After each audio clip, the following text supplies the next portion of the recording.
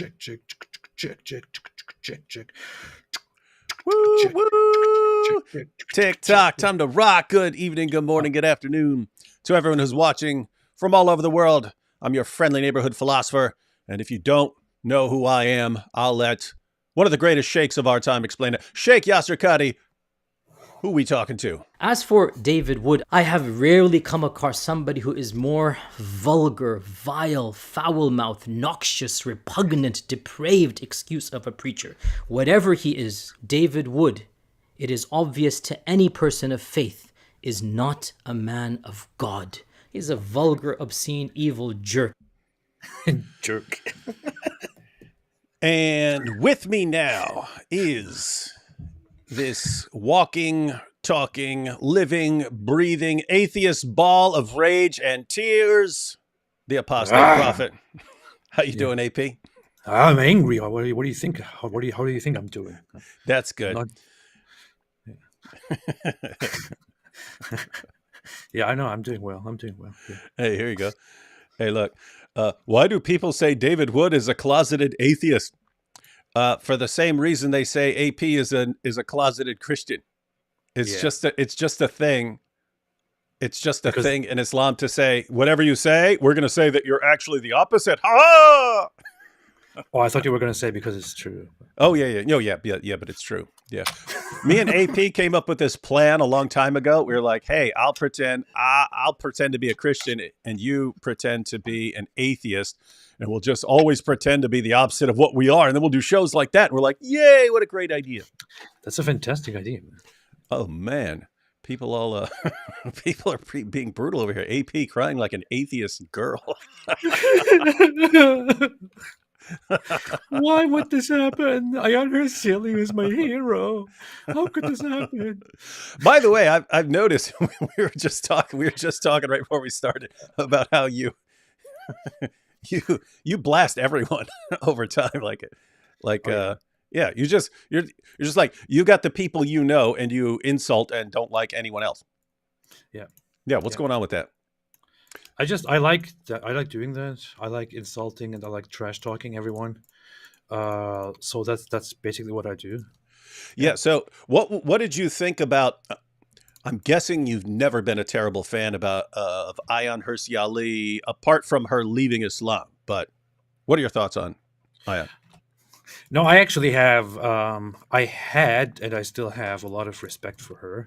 She was one of the first, public, well-known ex-Muslim figures that I became aware of, and I thought that she always had a very passionate, very touching, very good story. And also, one thing that especially made me respect her is that short film that she created together with Theo Van Gogh. Together with Theo Van Gogh, phenomenal, who was killed for doing that, and she was threatened by the very same killer, and she kind of went into hiding, but still continued what she's doing. And I don't know, I just always admired how brave she was in the face of everything, and how outspoken she was, and how she didn't care at all about the backlash and all of that. So yeah. Oh, I just gave you an opportunity to retcon your opinions. I never liked her. I hate Ayaan Hirsi Ali. Never liked her. She was never a real atheist. I always knew she was a closet Christian. Always knew something was off about her. Nobody ever leaves atheism. Yeah. And what was that film called? That short one? Was that Submission? Yeah, I think, was it? No. It was called something like that. It was like one word, wasn't it? Yeah, I think so. I think it was Submission. You're right. It's something like that, but that should be a big clue to everyone. Look at who. Yeah, it was Submission. Look at who the jihadis actually run out and kill. What makes them actually freak out? You've got that, and you've got cartoons. Notice it's whenever you're combining your critique with some sort of artistic vessel for including your message. That's what, for some reason, just makes them absolutely freak out. You say that, but nobody came for us yet, and it's kind of disappointing. I don't know. I thought at this point we would be dead. Yeah, well, look who they actually go after. They go after a bunch of like Theo Van Gogh. I mean, he's super awesome director and stuff, but yeah, He's, you know, he didn't seem like he'd be able to fight very much. Yeah, yeah. So they don't. That's why they don't go mess with you. I think his final words. Skills. Yeah, I remember. I remember his final words were "Can we talk about this?" Say that we did it at the exact same time. I remember. Yeah, and so that really sums up everything. I mean, this guy's. I think he was shooting him, and then he like started sawing through his neck. But yeah, his last words were, "Can we talk about this?" Yeah, yeah. Wild stuff. Wild stuff. Let's get a couple super chats out here at the beginning real quick, and then we will jump into. We're going to watch some video clips. The clips of the recent panel discussion where Ayaan was talking about Christianity and why it's absolutely superior to atheism and Islam. And we'll check out those clips, and then we'll go through her article, Why I Am Now a Christian, which she titled deliberately as a kind of a reverse of Bertrand Russell's classic essay, Why I Am Not a Christian. But let's see. Stream late. This proves atheism is superior to Christianity? No. It's the opposite. Oh, yeah. Proves Christianity superior to atheism. That's true. Sam's Cola says, atheism is a cult, Allah Akbar. Yeah. Please be patient. AP is still recovering from crying. It was. Yeah. I had to like calm him down for like the last 7 hours. I wasn't sure if I could make it, if I could go live, because I was so devastated, but I'm here. I'm standing strong. You could do it. You could do it. Just keep a box of tissues handy. Yeah. Okay. Wake up, babe. New far left, far right Muslim, Naturai Karta alliance just dropped. I'm not sure which one that is, but there are alliances forming and breaking all over the place. AP, do you know about Naturai Karta? Do you know? No, what is that?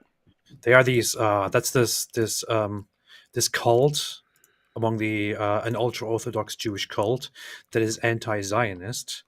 And they often show up, like you could see them when something happens with Israel. They often show up and they're like, yeah, I didn't know they were called that. I didn't know they're call that. I've seen those guys numerous times in New York City. Yeah, whenever there's some Israel, and they will, whenever there's some sort of event that involves like a pro-Israel protest or something like that, then these guys would be across the street with their own group. Yeah. And AP, you mad? Why are you stuttering? I need a darn. I should have had the "Why are you stuttering" sound effect so that every time you talk this evening, as we're discussing Ayaan Hirsi Ali, I can, why stuttering? I'll just have to say it. Stop fighting, Christians and atheists. Find a pen pal. Yeah. How about find a pen pal? Here we are again. If anyone had just listened to Jordan Peterson last year and started getting pen pals, we would not be in this mess right now. I know. If Hamas jihadis had simply gotten an Israeli pen pal, then... Despite Farfour, they would have... Yeah. Mm-hmm. Yeah. Hey, we could have Farfour get a Palestinian... get an Israeli pen pal, and it changes everything. That's funny. Let's see. AP, your intro song on your live, cause spontaneous twerking syndrome. That is the proper way of worship. Ping the pen pal. Allah. Yes. Spontaneous twerking syndrome. Yes, that's true. David, please do Jordan Peterson on Muhammad's Boom Boom Room. God bless you both, D Wood and AP, in Jesus' glorious name. Praying for you both. Yeah, AP does a better Jordan Peterson impression, but he doesn't look like Jordan Peterson. I look exactly like Jordan Peterson. I could gray my hair, but I'd have to lose like 40 pounds. So yeah, he'd definitely be awesome for the Boom Boom Room. I wonder if the jihadis and the Dawa guys pester him enough, maybe we'll actually get Jordan Peterson in there. Hi. Well, now you finally ticked me off, eh? So I'm going to go in the Boom Boom Room. How about that? That'd be nice. That'd be cool. David, please read in hijab voice. You see, AP, this is the truth of Christ. You must convert because of the truth. Live in your eternal life or die in your rage. That last part wasn't in there, but he was giving a speech where he was talking about how the Jews are now shivering and all that because of social media, because of how Muslims revolutionized everything and they stand up for each other. And the Jews, you see them trembling. I saw that in Rabbi Shmuley, because people were pointing out that Rabbi Shmuley was scheduled to debate hijab. So I went over there and he had shared that. And it's like, what planet do you live on, man? Like, what planet does this guy live on? Oh, yeah, the Jews are all trembling. Wow. It's so funny. On one hand, they're like, what the IDF is doing and the whole world is watching. And on the other hand, it's like, the Jews are trembling. Trembling! Make up your mind, man. Wow. AP, you're next on the Muslim to atheist to Christian praying for you and your wife and Bambinos. Inshallah. Dare you talk about him like that? Giovanni here says that's going to be Hamas after Israel gets done with them. Can we talk about this? Oh, yeah. Come on, guys. It was only a joke. They're saying that like Hamas is going to be like Theo Van Gogh, and that they're going to be the ones. Can we talk about this, guys? Can we talk about it? Yeah, it was just a joke. It was just a joke. That terrorist attack. But I mean, notice Israel's going after Hamas because of a massive terrorist attack. Theo Van Gogh was brutally murdered over a little video critiquing artistically Islam's treatment of women. Yeah. Moogly moo, scream for us, please. Alhamdulillah. What's it like in New York City? Muslim version of that plain white song. Hey there, Delilah. Think it will take off? God bless. No, it's not going to take off. And from Weirdo Williams, keep it up, man. All right. Thank you, everyone. And now we're going to jump into our first video clip. Have you seen any of this? Have you seen any of this panel discussion? I have not. I only read a few things that were quoted, and that's all I saw. I didn't see it. All right. So this will be new information. AP was crying and he didn't know anything about what she said, and now he's going to find out what she said. And oh, mama. I'll be happy. Niagara Falls. Niagara Falls. Yeah. All right, here we go. And it's very arrogant to assume that you can change human beings to fit into all sorts of modules. Yeah, quite assuming that, AP. How dare you! Therefore, you... Okay. Just... Liar! Liar! All right, here we go. Accept that there is a power transcendent above us. And that idea that there is something above us, a higher power, I think that is rooted in Christianity, it's rooted in the Judeo-Christian traditions. Hallelujah, hallelujah, hallelujah, hallelujah. Did you catch that? She forgot to mention Islam. Oh, she's about to. She forgot to mention how Islam also has a wonderful impact and contributes to society and all that. Yeah. And in many ways, it is superior to the nihilistic Nietzsche type atheistic theology that human beings can do, and they can create everything, and they can manipulate. And it's also superior, I would say, to the faith that I grew up in, with a God and a theology and a story that gives individuals a sort of one-dimensional purpose.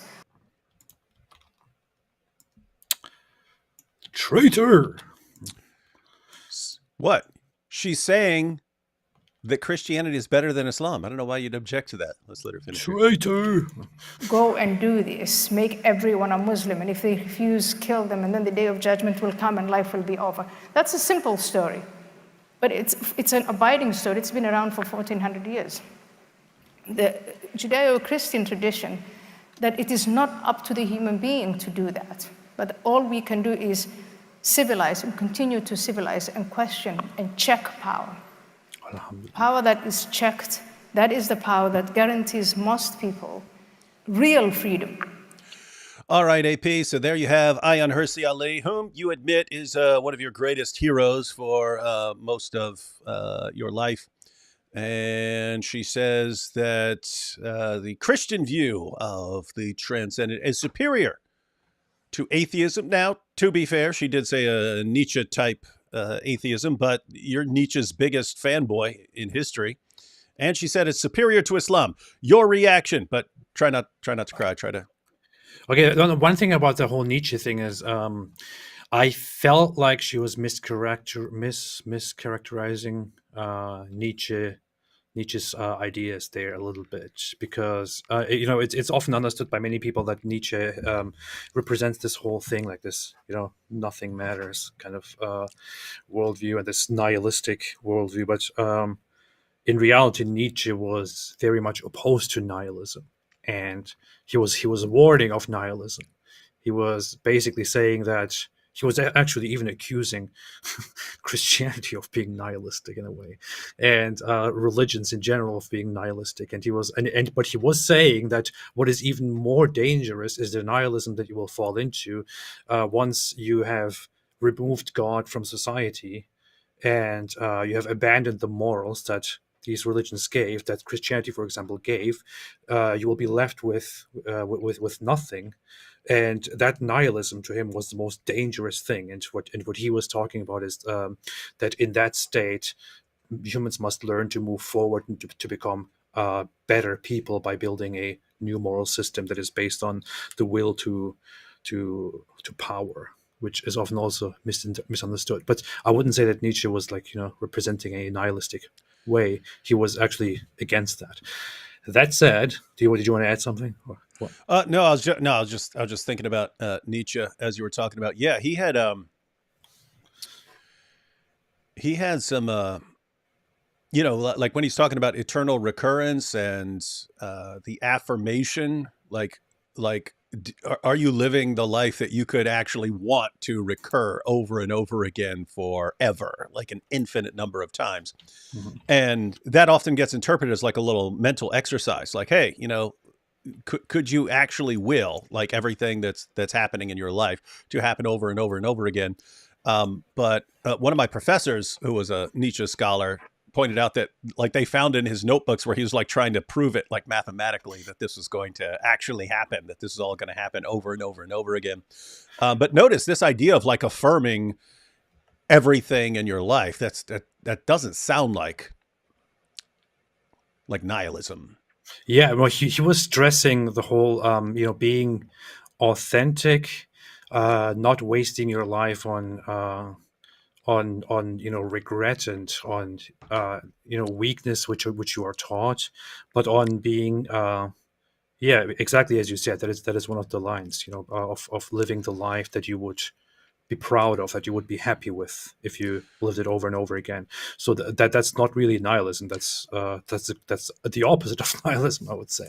I think she could just take Nietzsche out of what she just said and then just describe it in terms of values, because what she said was, the idea that we can just make this for ourselves. So that's kind of that is in Nietzsche, that if you've removed Christianity, then you don't have the Christian morality anymore, and therefore you need something else. You need to replace it with something else.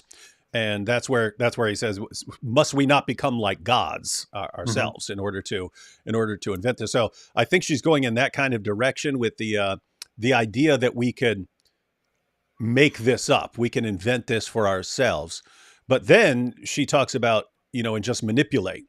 So I think what she's on about there is a more pessimistic view of the project of morality and atheism that would go something like, yeah, there's no real foundation for any of this. So we have to figure it out, but then we have to sell it to the masses. And so for them, we have to manipulate them. We have to manipulate people into going along with these things. If you don't actually have some sort of shared value system, then it's just going to have to be some sort of mass manipulation. And that is sort of a popular view. Like, well, okay, if you're taking away if you're taking away Christianity and you're replacing it with something, what are you replacing it with? It looks like, right, it just, what it looks like in the world is it's just going to be various kinds of manipulation from whether it's journalists or politicians or educators or entertainers, that what's actually on the table for replacing it is just mass manipulation through media and social media and so on. Yeah, I mean, I see that. I understand that to lots of people, that seems to be one of the big problems with a non-religious or post-religious world, where you were given a foundation for morality and for your meaning of life. Now it's taken away, and now suddenly you live in a void, and you could go in any direction, in every direction. And I guess one of the points that she makes also further on in this whole speech is that whatever comes into whatever replaces this morality, this foundation, will not be good enough to replace what we had, will not be good enough in the face of the approaching wave of Islam. So yeah, there is quite a bit in what she's saying of, okay, so, and it's kind of a response to like Western intellectuals who think, hey, you just knock out Christianity. And I mean, look at it. I mean, if you were Christopher Hitchens or Sam Harris or Richard Dawkins, like, what, we're fine. We don't believe in God and we're fine. What's the problem here? And it looks like what she's pointing out is,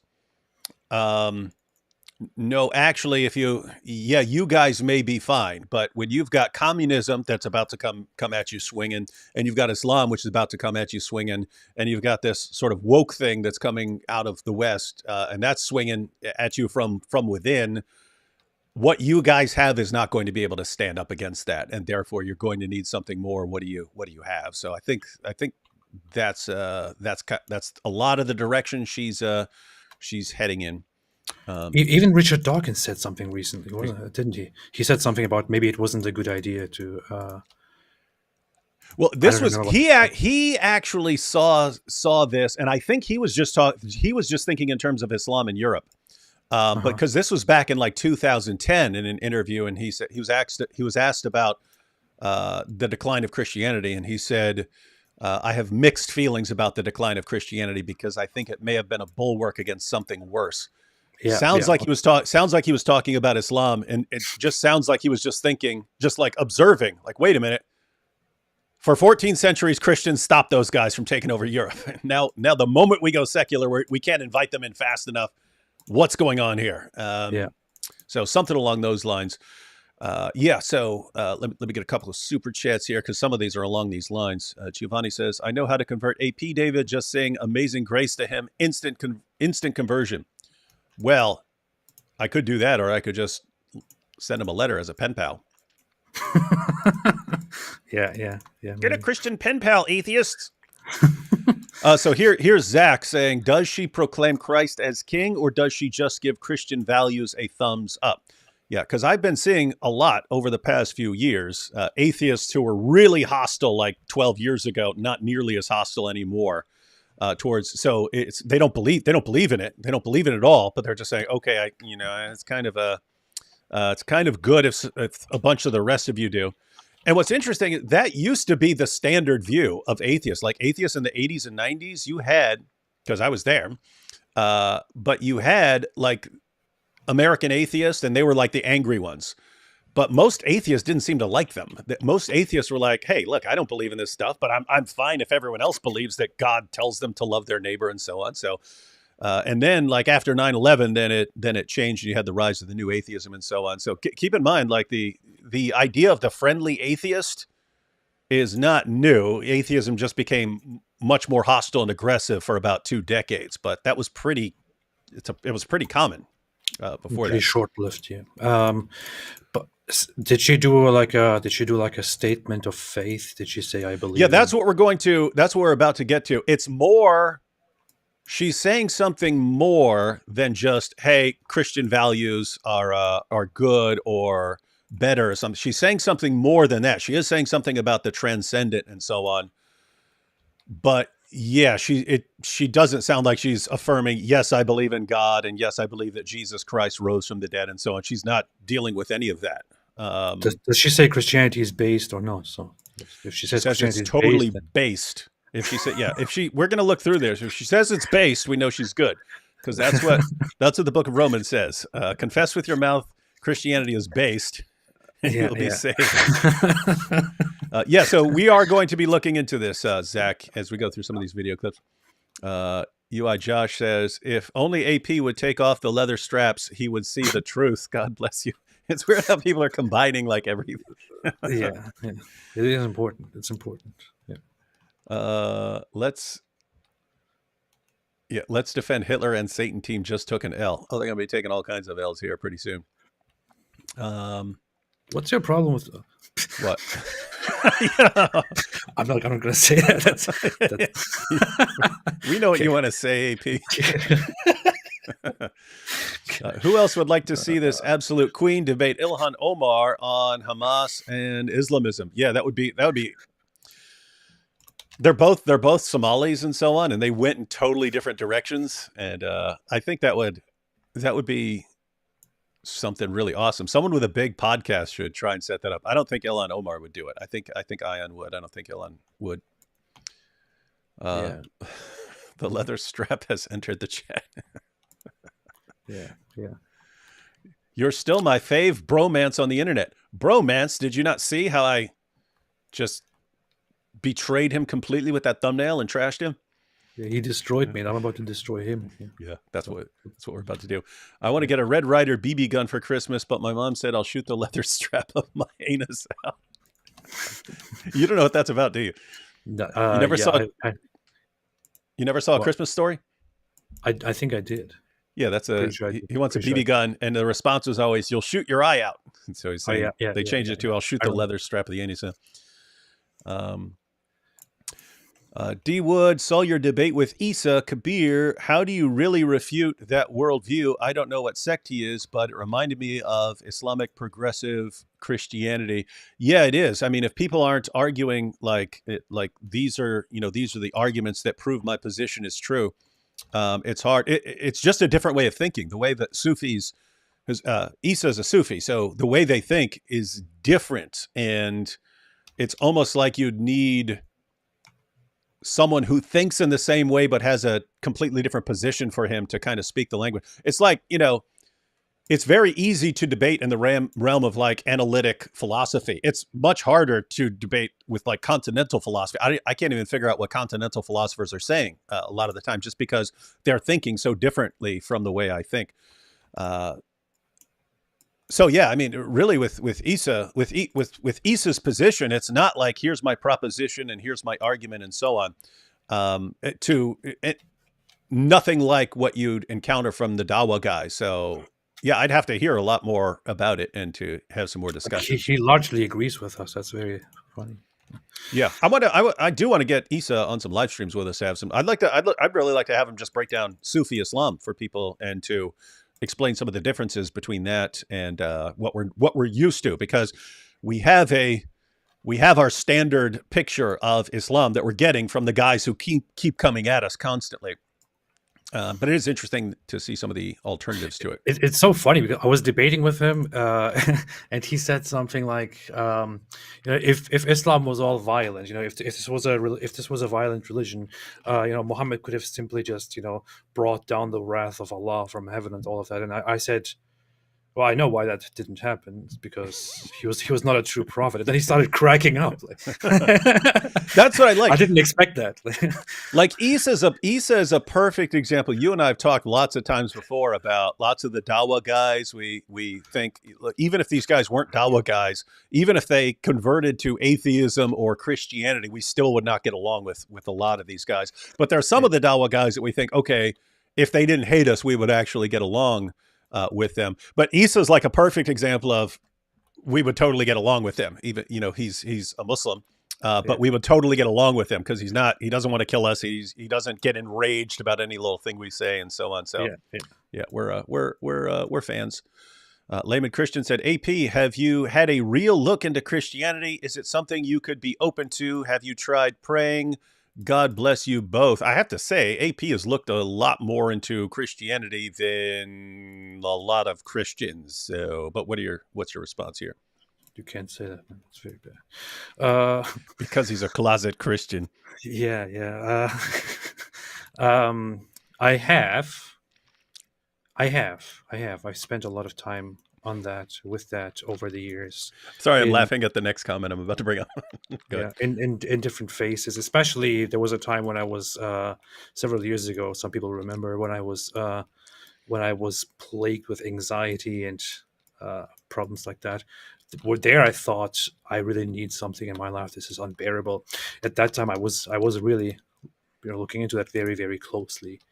So yeah, there were. I don't want to say anything about my conclusions right now. I did. Yeah. And we're about to see that because we're going to go through Ayaan's article, but towards the end of her article, this is why I said she goes beyond just saying, "Hey, I give a thumbs up to Christian values and how they can help the West," or something like that.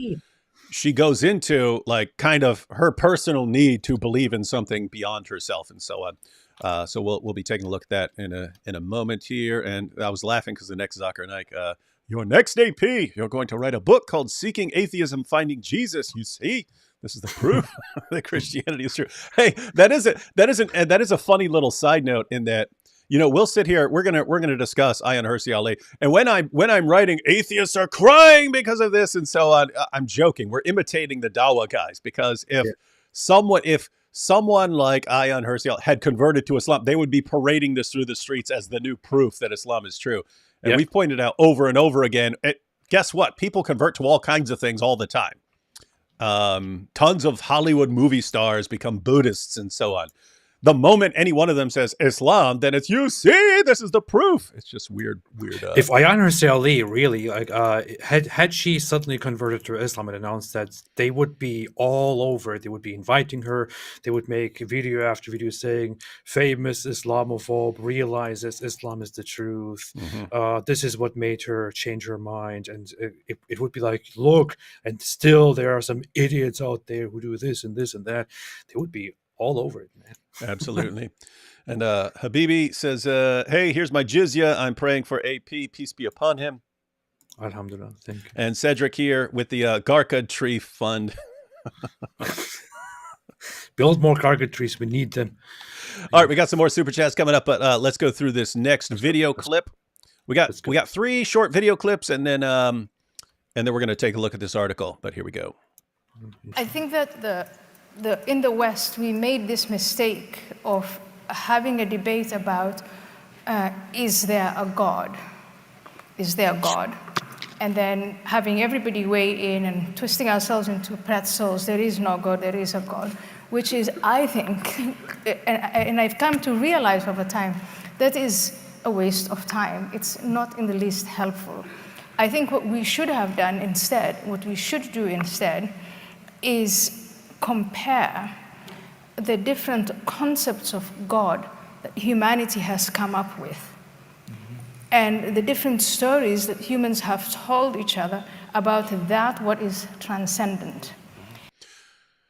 Did you catch what she's aiming at there? Yes. Yeah, it's I mean, it's again, it's just like a different way of thinking, and she's thinking way more in like pragmatic, practical terms, saying, "Hey, you're saying the debate we're having is prove that this thing is true, prove that that thing is true, prove that this belief is true, prove that that is true." When what you should be saying is, "Hey, here's how this compares to this and compares to this, and where it gets us. And this one is better than these other things that that are available to us right now." Again, she's going to go beyond that. But as far as what she's saying right here, she's saying, okay, instead of debating whether, like, what she doesn't say this, but it would be the same idea. Instead of debating Trinity versus Tawhid, you should be looking at like this sort of concept and what it leads to, and this sort of concept over here and what it leads to. And well, that one total worldview is better than this other worldview over here, or one concept of the transcendent is better than this other one. What are your, like, lots of people have a massively negative reaction to it, but I think it's actually part of it. That's actually part of your reasoning process. It's not just, hey, here are the propositions and here's my conclusion that I draw from, plugging these things into this argument form and getting this conclusion. real world implications for beliefs also are relevant. What are your thoughts on all this? Well, as soon as she said that, the whole debate around is there a God or is there no God, is very much a waste of time. That's something I said quite a bit over the years, but for different reasons. So at first I thought, hey, that's something I said, but then the way she explains it is different. So she compares the systems to each other to figure out what is better in a pragmatic sense, I guess. And whereas I don't know if I have ever viewed it that way, if I would still view it that way. Not entirely sure, but I get where she's getting at, and this is kind of consistent with how I saw Ayaan Hirsi Ali for all these years, and with how many others saw her as well. She was never part of that whole a representative of that whole atheist crowd. She was never, Yeah, talking about atheism. she was rolling with them, but she did seem different the entire time. Yeah, and she was also politically different. She wasn't very much close to the rather left-leaning mindset. She didn't participate very much in the atheist conversations and all of that. So it's not surprising that she says these things. It is very interesting though.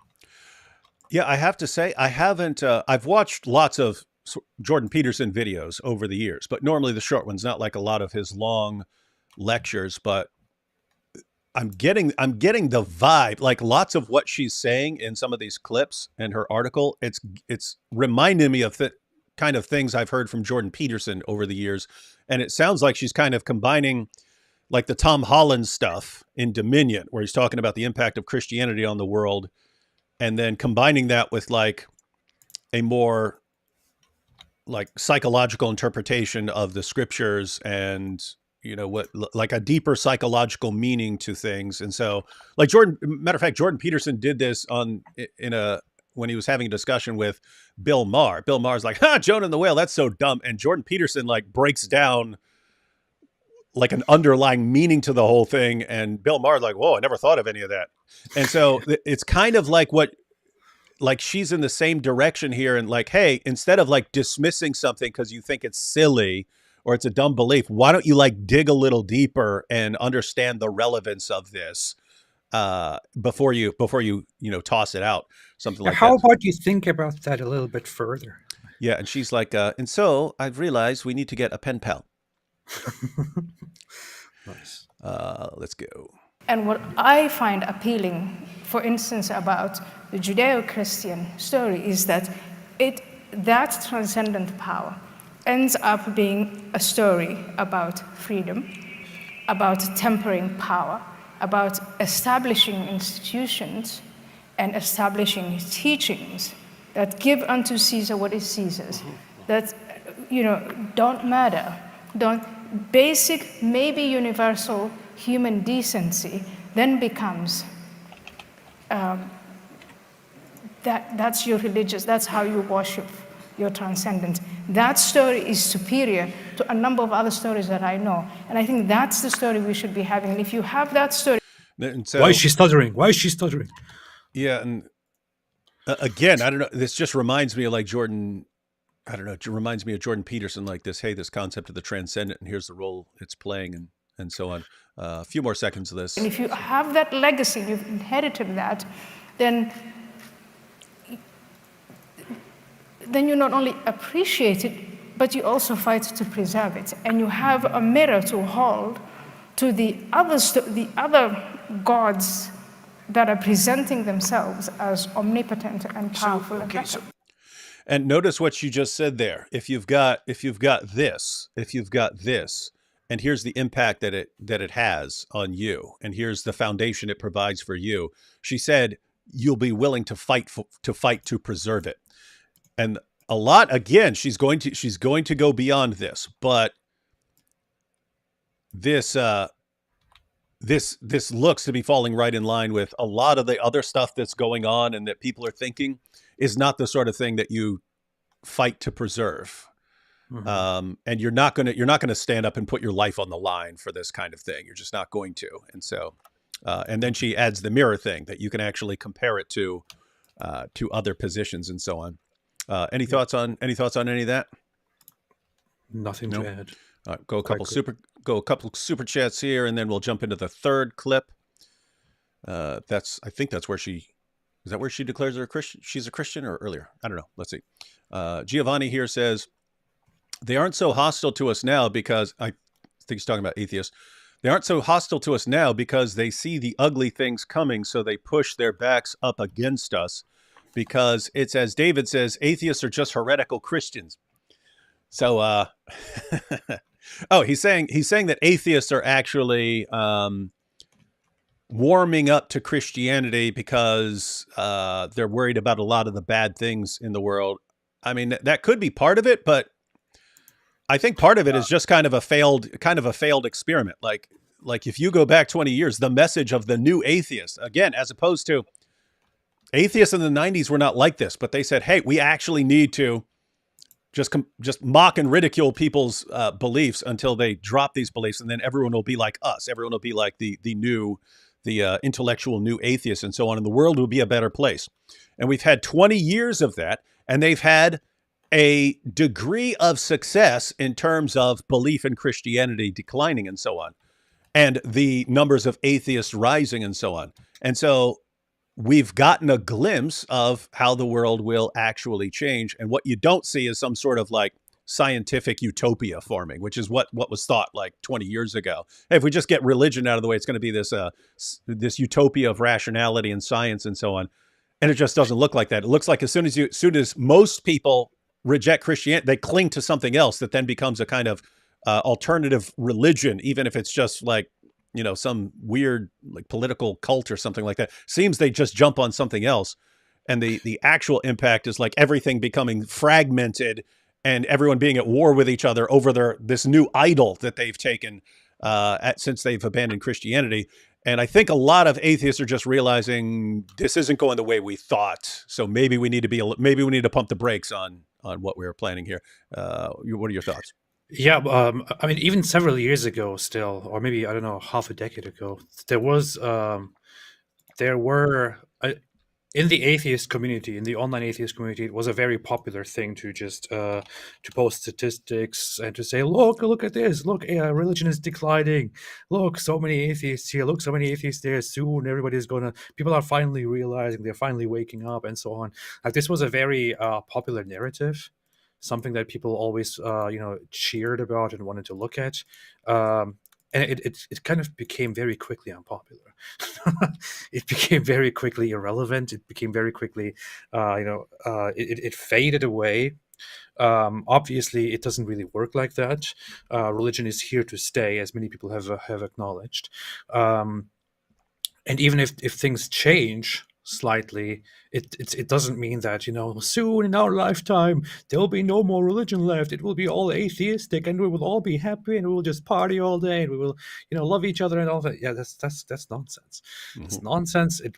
That's not how it works. And once you give up your religious values altogether and open the doors to everyone else, then those who didn't give up their values, which are pretty bad, will probably come in and will start imposing their values, because they will think, oh, look at this, these people don't have values, let's give them our values. Mm-hmm. Let's give them our values, let's tell them about ours, and if they don't accept it, let's beat them.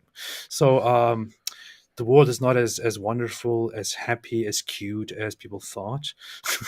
So that probably has an impact here. That is an ongoing. Everyone has this exact same issue. It seems like the sort of intellectual atheists who are leading the new atheist charge. They seem to think, hey, if people get rid of religion, they'll be like us. They'll be like us. Yeah. You have lots of Christians who think that Muslims are just like us, except for they have a couple different beliefs, and so on. And so Christians lots of times emphasize, I've heard, don't criticize Muhammad, don't criticize the Quran, just preach how much you love them and so on, and not realizing, hey, yeah, this does have an impact on certain Muslims and so on. But other Muslims like actually respect you more if you come at them like blasting away at them and so on. It's a culture that respects strength more than being nice and so on.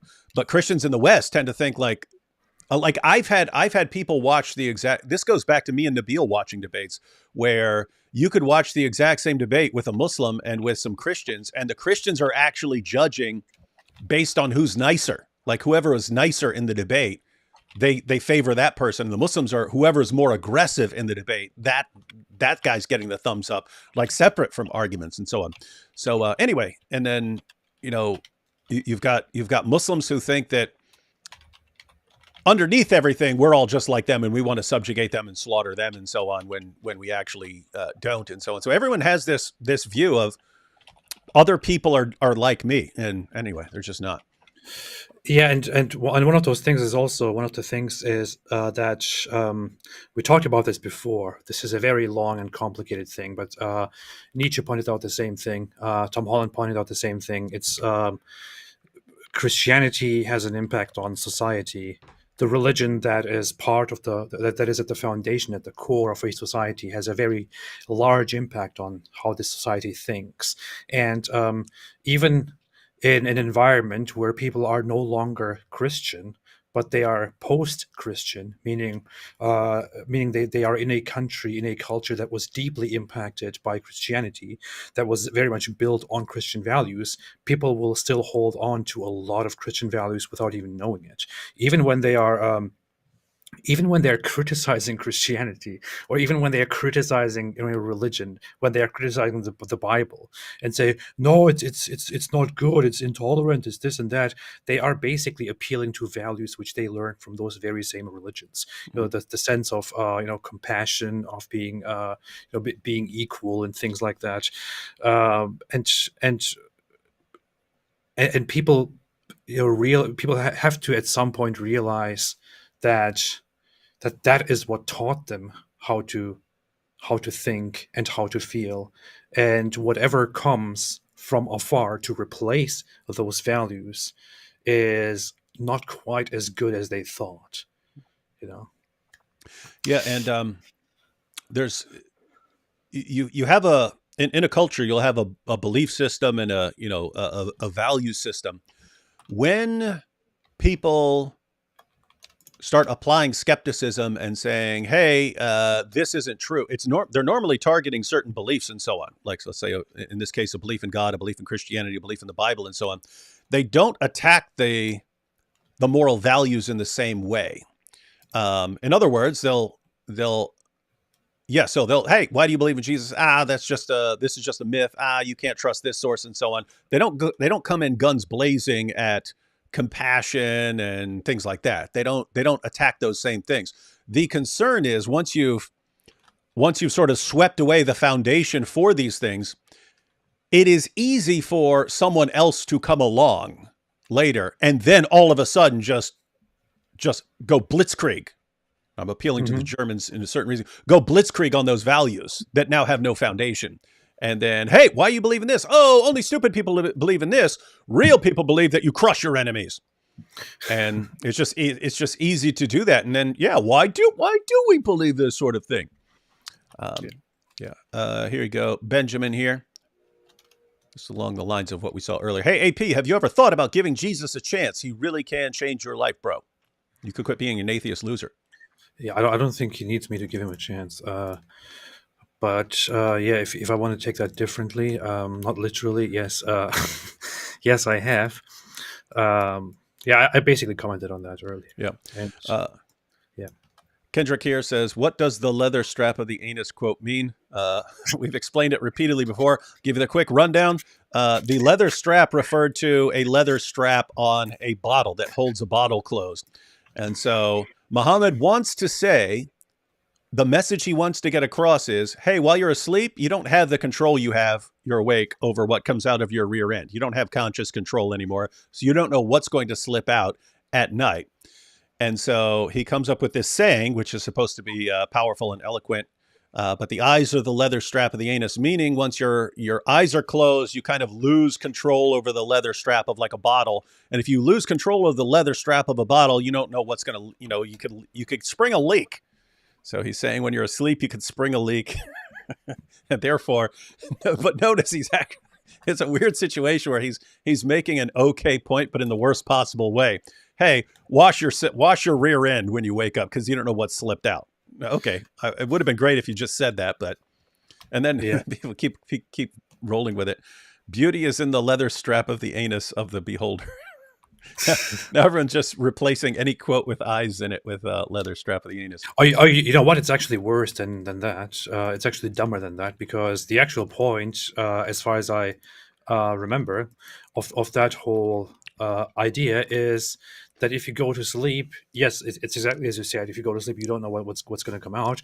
Therefore, since Allah doesn't accept your prayers, your 5 daily prayers, your salah, in such a state after you have farted, it might be that you did fart during your sleep, so you should, when you wake up, do the ablution, because you went to sleep and you might have unknowingly You don't know. released wind, and Allah doesn't like that, so go wash yourself. So Yep. So anyway, Muhammad could have said any of that very just easily and clearly. Instead, he wanted to demonstrate his eloquence and thus made himself the laughing stock of the internet forever, because apparently no one's ever going to forget this. the laughing stock of the anus. All right, back to Ayaan. Ayaan, maybe I'll Wait, were you about to say something else really messed up? No. Okay, No. good. Okay, so here Jordan's asking her. close with Question. you, if you don't mind. And so you, relatively early in your life, you moved away from a totalizing religious view of the world. And I don't exactly know into what you then moved, whether that was a secular humanism, but what I'm hearing from you now, and I believe this is also the case with your husband, is that you have come to a new understanding of the existence of the transcendent per se, and also of your relationship with it. Now, first of all, do I have that right? And This is so weird. It says, I don't know what you moved in. Like, you don't know about Ayaan Hirsi Ali? It's like, I know you moved away from one thing. You moved into something else, but I'm not sure what that, you didn't know that, like, He even had a long interview with her. Yeah, I don't know. What's going on?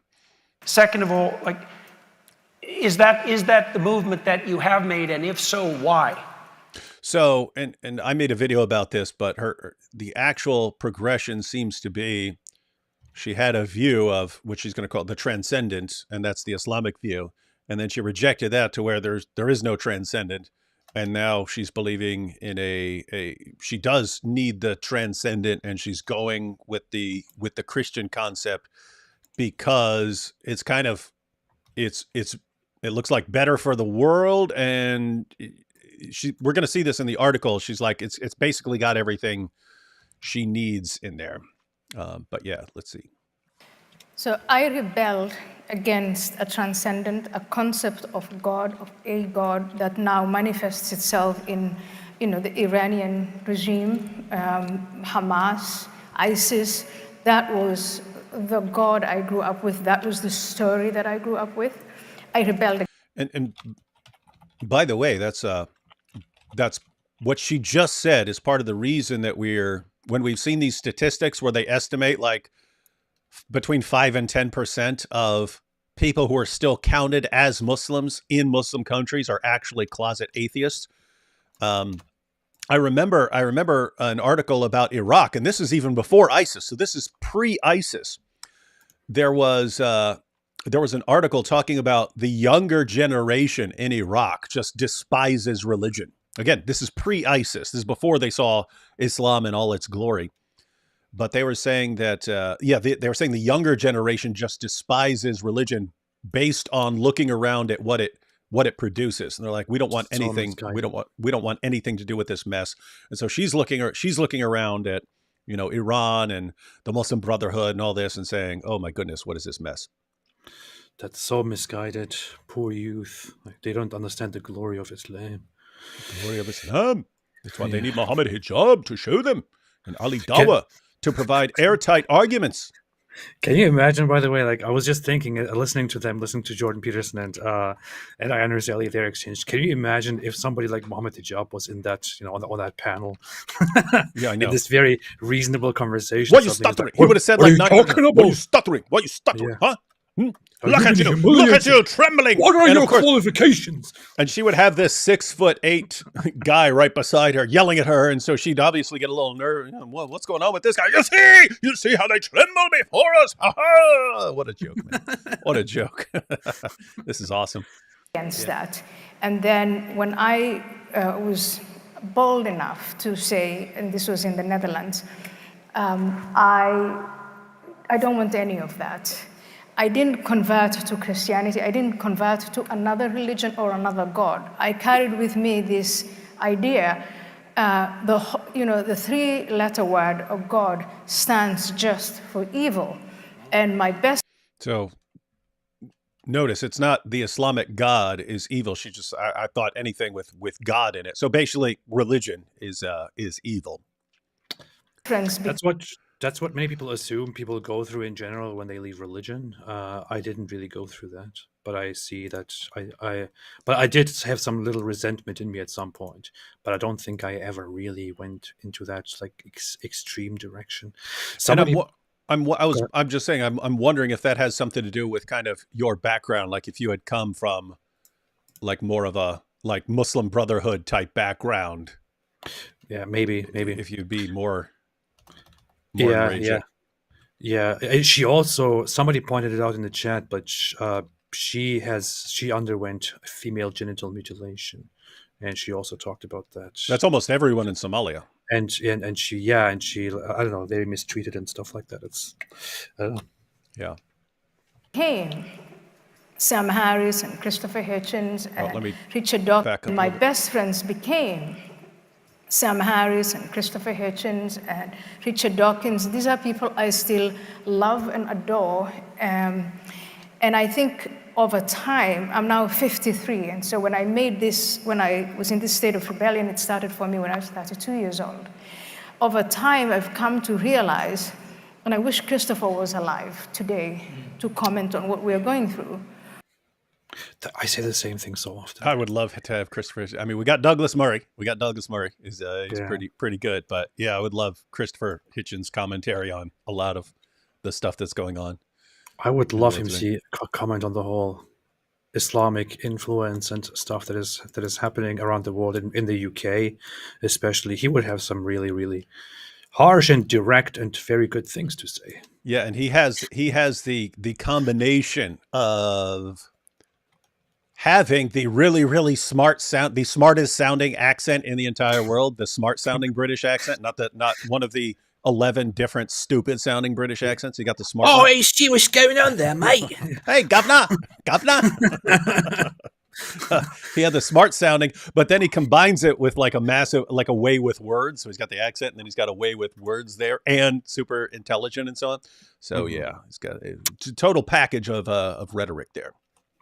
And again, I think Douglas Murray's the closest thing there is to it right now. He's solid. We were actually having a conversation about, in my view, the wrong conversation. Does God exist? It was the world built in 6 days. Do we believe in fairy tales? And that was the wrong conversation to have. The right conversation to have, as I said earlier, was to compare what we as human beings, the transcendent that we have imagined and developed over centuries. And so now I can say I am proudly of a Judeo-Christian religion. Hallelujah, hallelujah, hallelujah, hallelujah, hallelujah.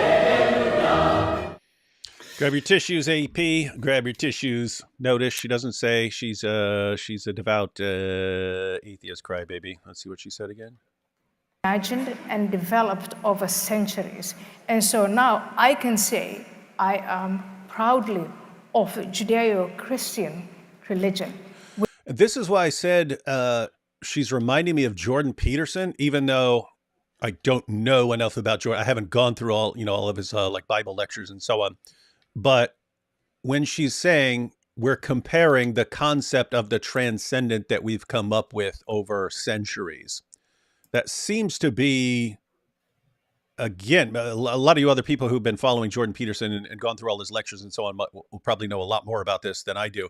But the little bit that I've picked up, that seems to be his view of like scripture. And so like like the Bible is an account of human beings sort of formulating this concept of the transcendent over centuries and so on, and so it's like a record, and so it's not true in the way your average Christian would say. It's true in a different sense. It's so it's something like that. But yeah, I don't know. She's just reminding me of stuff I picked up from Jordan Peterson over the century, and it might just be kind of like she might be kind of switching sides from the like hostile towards religion, and these are her friends, even though she was never nearly as hostile as them, to Jordan Peterson, who is not interpreting this the way an average Christian would, but he's much more friendly to the concepts involved and so on. I'm glad that she is more direct in her reasoning compared to Jordan Peterson, who just said, "What do you mean by God? What do you mean by do? What do you mean by you? What do you mean by believe?" Mm-hmm. So it's kind of refreshing to see the directness and the honesty here. Yeah, it's interesting. Without having to waste your time about, do I really think that the world was built in 6 days? Do I really believe every word in the Bible? No. But I do believe that that's Judeo-Christian tradition, and what it has brought forth is, those are the values that I aspire to, the values by which I live. I was called a Christian by Roger Scruton in 2008, and I said, "Roger, no, I'm not a Christian." And he said, "But you act like a Christian, and you behave like a Christian, therefore you are a Christian." And I think that that's what you can hear cackling in the background, especially when she. It's only a few more seconds long, but she's going to say the same thing about Richard Dawkins, and you can hear. I mean, I can hear it on my headphones. I don't know if everyone else can hear it, but you can hear like cackling from some of the other people up there with her. But check this out. That's exactly what I would like to say to Richard Dawkins. It's, you act like, I've been to, choral music with him, which he enjoys very much. And he's one of the most Christian people I know. And so I think we've been having this, time-wasting debates. And, you grow up, I matured, here I am. So that's very interesting. It's funny hey, I've grown up. We had these, she's like, hey, we had these childish debates about whether this is true and whether this is not true and so on. And now I've grown up, and I don't want to have the debates about is this true? Is that true? Is this true? Is that true? It's just which notice she's saying, hey, the debates, that's all a waste of time and so on. Here I'm thinking it kind of depends on the person, and she might be suffering from what we were just talking about, that people tend to think that other people think the way they do.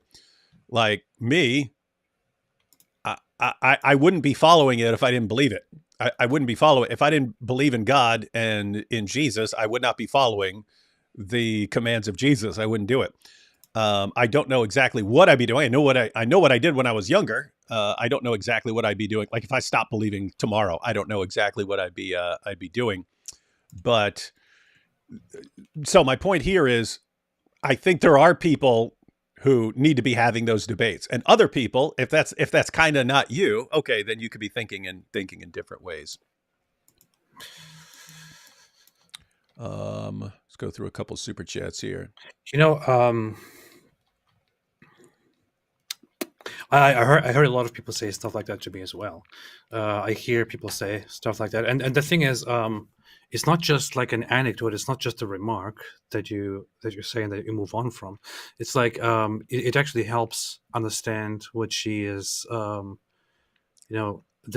deeper thoughts that she went through before she came to this conclusion, which would seem like, okay, it doesn't really matter to her if this religion is true or not. It doesn't really matter to her if the whole, metaphysical aspect of the whole, theological, transcendental aspect of it is true or not. What matters to her is rather that beyond all of that, beyond those basic thoughts, this religion developed over a very, very long time as a foundation to the society that we are right now. We are standing on that solid foundation.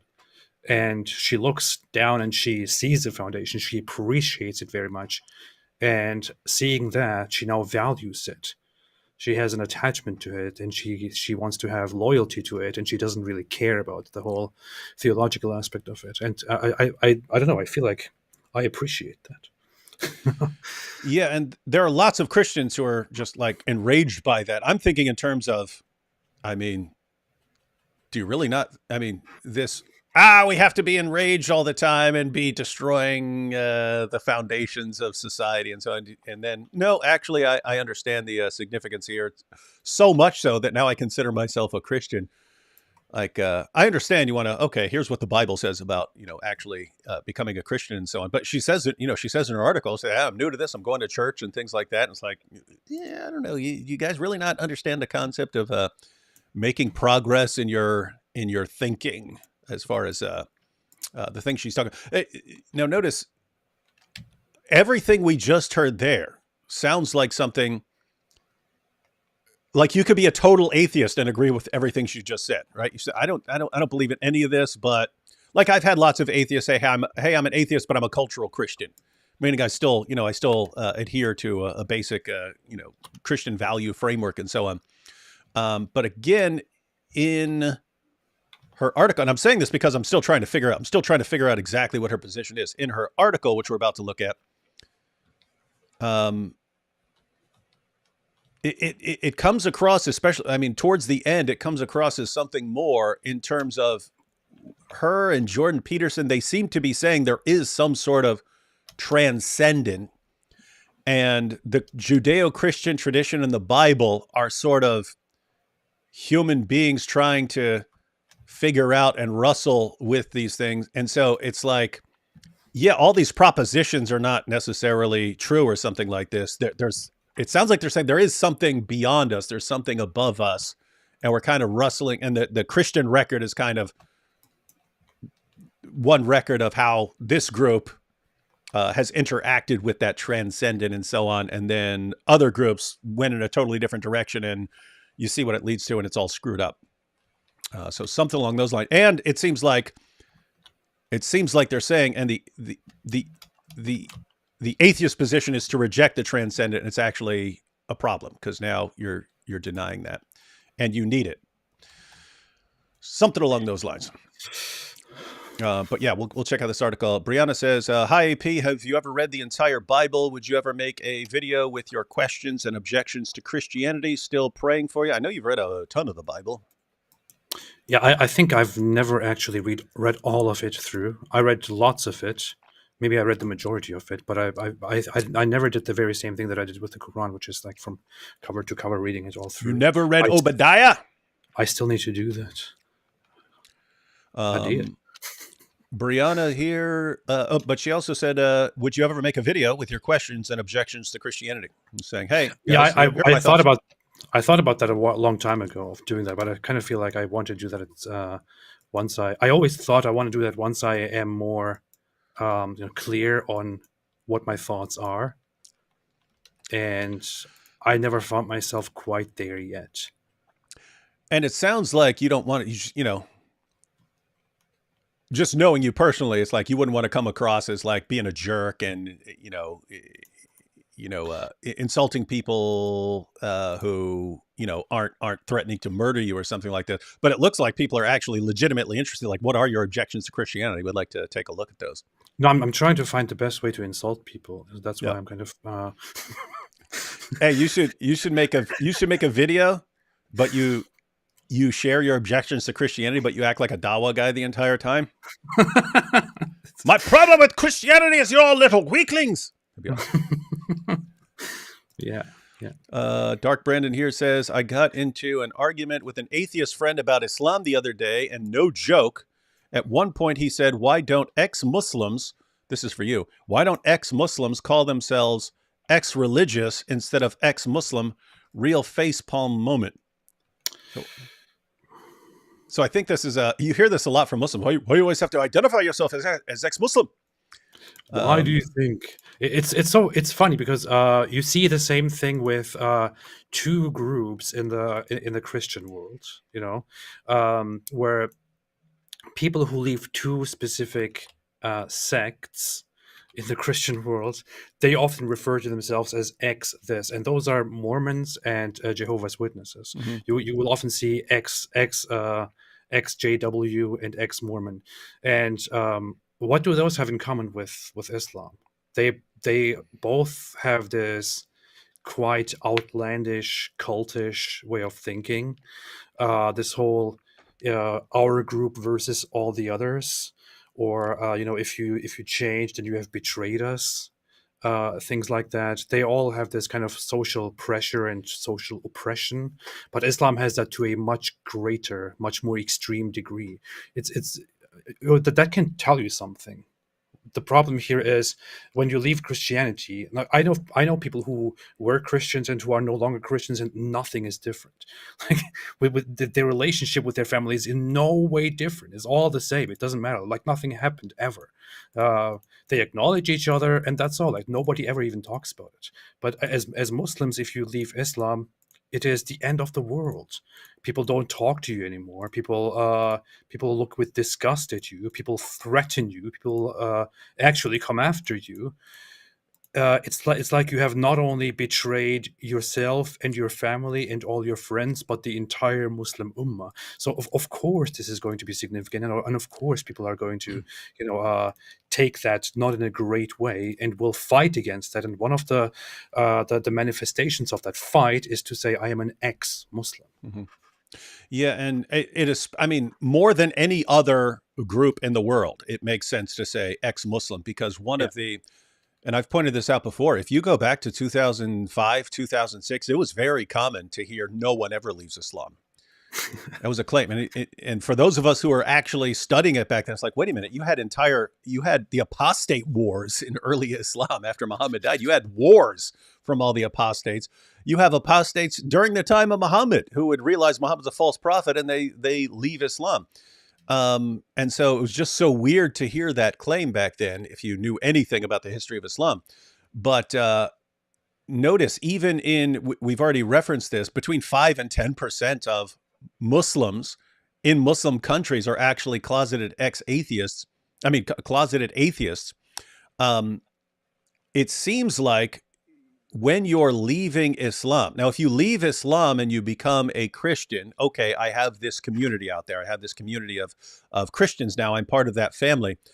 If you leave Islam and you become an atheist or something else, I mean, the point is you're part of a community, and there needs to be a community there, right? Because you're leaving one community, you need this other community, and I think that's part of people saying, "Hey, I'm ex-Muslim," and so on, is so that other people who are thinking about leaving Islam understand, "Hey, I'm not going to be alone here. I'm not going to be alone when I leave this. There's this ex-Muslim community out there," and that's why you have groups that are. All these ex-Muslim groups. And I just have to say, I mean, how many times do we hear from converts to Islam? Oh, he's a former Christian and he's a former this and he's a former that. We hear that all the time. So bunch of hypocrites. I get so many messages. I'm still getting them. I used to get them more in the past. This is interesting to me. I'm just noticing. I used to get them more in the past, but I still get those messages from ex-Muslims who say, "Thank you so much. I thought I was the only one. I thought nobody else was leaving Islam. I thought I'm crazy. I thought I'm stupid. I was scared, and I found others, and this encouraged me." And this is a very common pattern, and this helps. Us to call us ex-Muslims to basically, I don't know, show some light to those who feel that way, because I felt that way too. I thought I was the only one. And part of that is why the Dawah guys and lots of Muslims will criticize you announcing that you're an ex-Muslim. They want a person to think, oh, if I leave Islam, I'm giving up my family, I'm giving up my community, I'm just going to be in no man's land forever. I don't want to do this. That's going to feel really, really bad. So I'll just pretend to be a Muslim. They don't want there to be this worldwide, global ex-Muslim community out there that's going to embrace you as soon as you leave Islam. They don't want that. So they want everyone to keep their mouths shut about that. And how about no? Yeah. How about no? Wait, do I have that? How about no? I don't buy your Ella. Yeah, there you go. Hey, here you go. Miguel says, before you decide, AP, check out Haitian voodoo. It's a good option. I knew a Haitian dude. We just called him Haiti. I don't know what his actual name was in prison, but he was Haiti. And he was one of those guys who had a speech impediment where he talked like this. Oh yeah, Like, yeah, like, so it's funny because I asked him one day, I was like, hey, is that how Haitians talk? And he goes, no, they make fun of me there too. And I was like, oh, okay. So I actually, because I didn't know anymore. I didn't know any other Haitians. So I was like, is that how Haitians talk?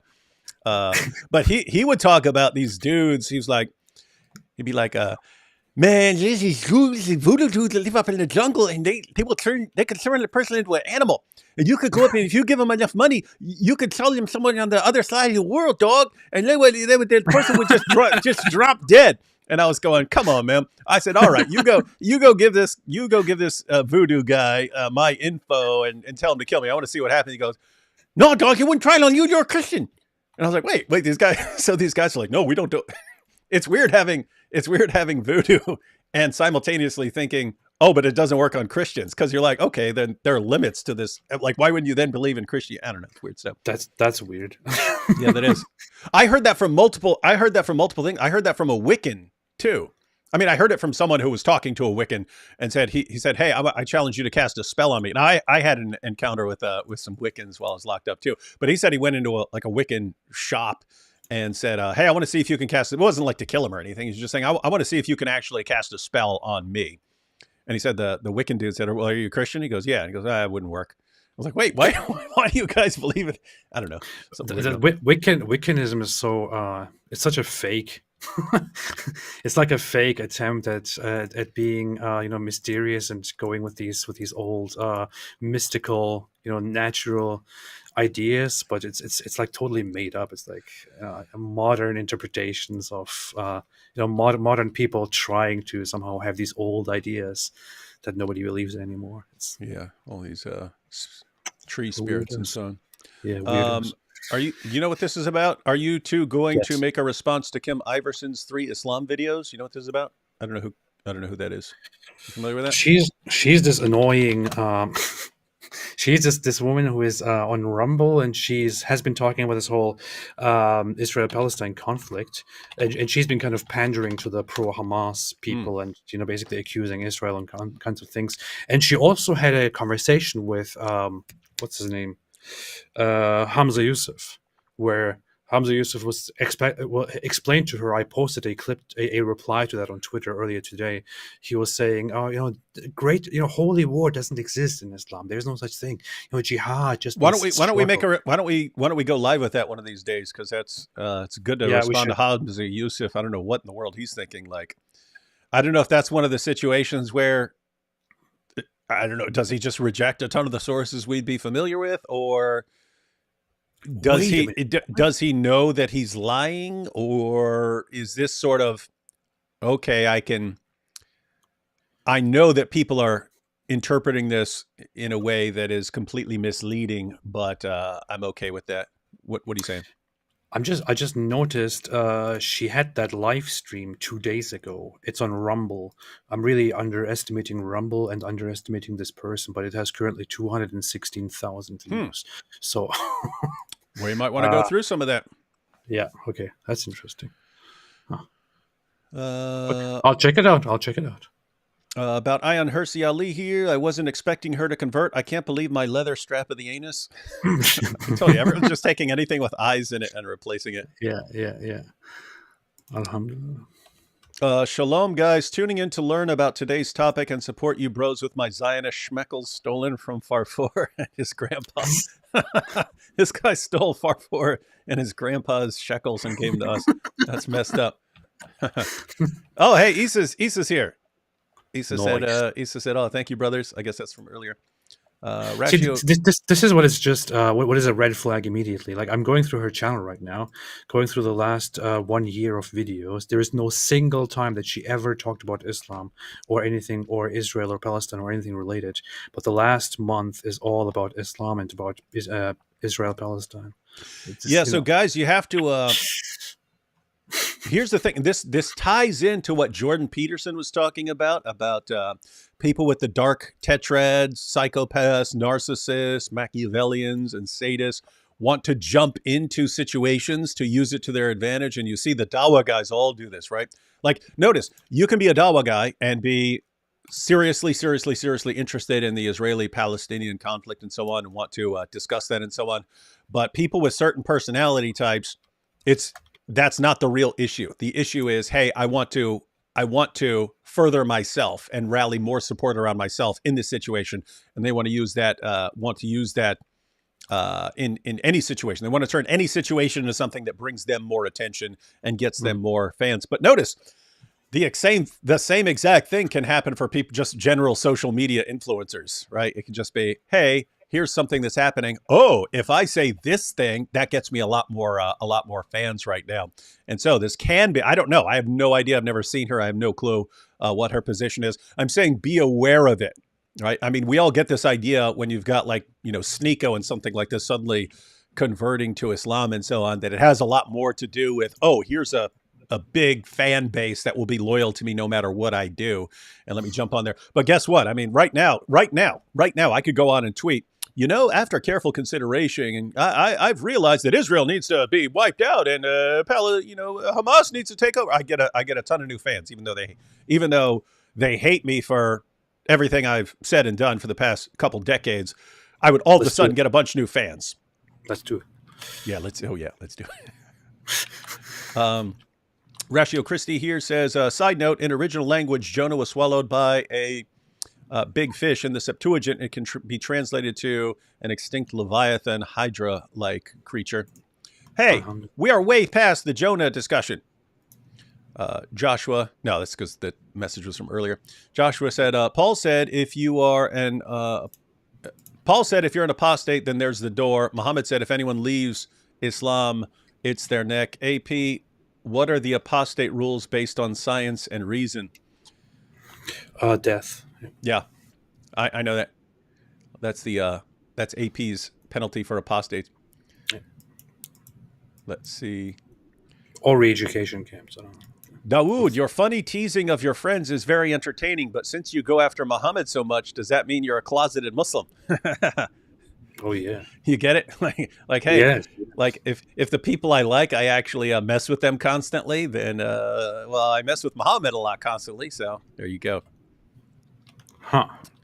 And polemic autist here says, AP, the thing that finally broke me and caused me to realize Christianity is true was prophecy and evidence for the resurrection. Mike Winger has an amazing series on evidence for the Bible. Have you seen it? Well, we've had our entire live stream on Mike Winger, and I don't. You familiar with Mike Winger stuff? Yeah, I am. I haven't seen it though. Okay, he hasn't seen it, and that's why he's not a Christian yet. Yeah. See, that's the problem. What is this? Daniel says, please, David, do the Peterson impersonation. I've said like 5,000 times, AP is now better than me. I can't do that. How about no? How about no, Daniel? See, that's what I mean. AP's better. Go How ahead. about no? See? It's funny. I don't think of you as an impression guy, but you're crushing that one. Only that one. And Sanquay here says, some say this is the final nail on the coffin of new atheism, with Hitchens dead, Dawkins, Cowd, and Harris unhinged. No one mentions Dennett. Thoughts? I mean, Dennett didn't have the same sort of personality as the rest of the guys to gain popularity. He's probably the smartest. Of them, but he didn't have the same personality to win the same number of followers. He's a bit unpopular among people. I don't know much about him. I don't know anything about him, but I've heard a lot of criticism of him for his attitude and all of that. I don't know why. That's all I know about him. Yeah. So we may be catching the end of the new atheism. Doesn't mean not the end of atheism, the end of that movement. Because atheism destroyed. This is the proof. You see, we told you, you little weaklings, that your new atheism wouldn't last. All right, let's go through this article. So we saw Ayaan Hirsi Ali talking about it, and in that video sounded completely like pragmatic and practical. What the new atheists have is not capable of standing against what's going on in the world.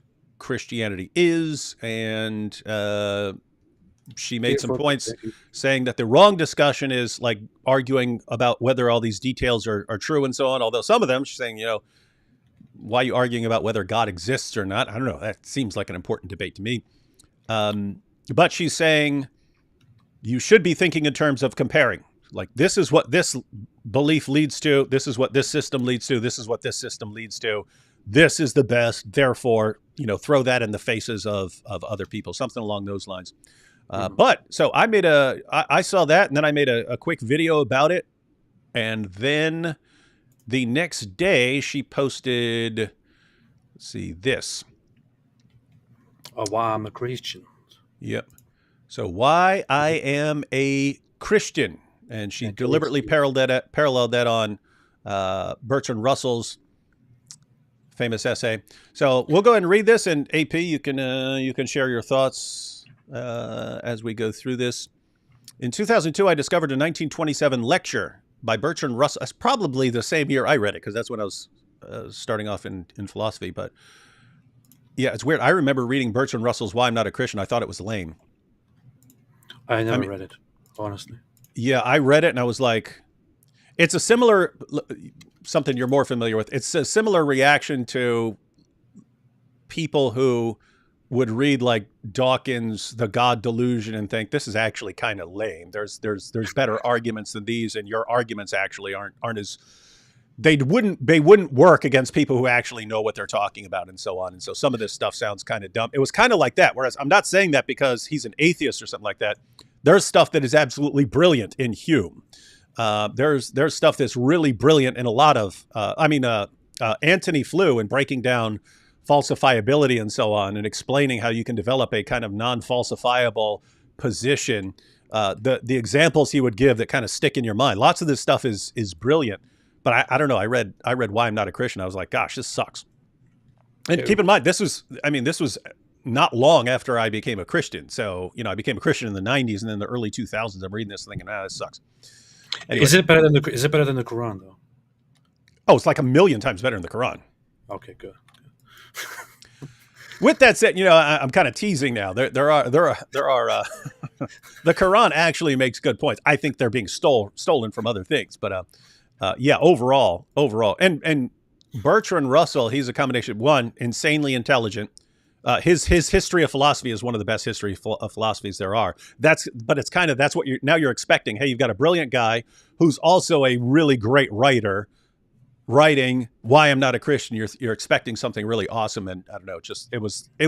It seemed like the same thing some second or third year philosophy student who happens to be an atheist would write.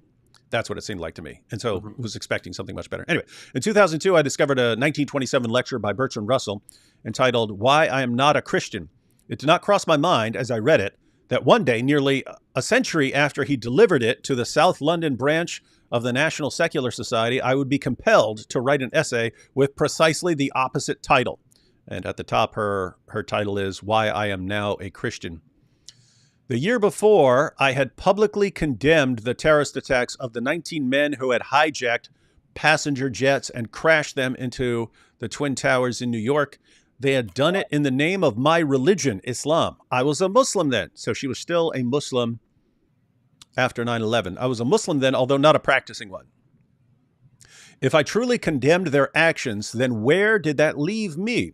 The underlying principle that justified the attacks was religious, after all. The idea of jihad, or holy war against the infidels. Was it possible for me, as for many members of the Muslim community, simply to distance myself from the action and its horrific results? So sounds like she's saying she's had a kind of crisis here. I want to condemn this, but if this is actually from my religion, how do I then condemn it? By the way, Yeah. Where were you in 9/11? I was in Germany. Still in Germany. Yeah. Still in Germany, singing Deutschland, Deutschland, über alles. Nobody sings that.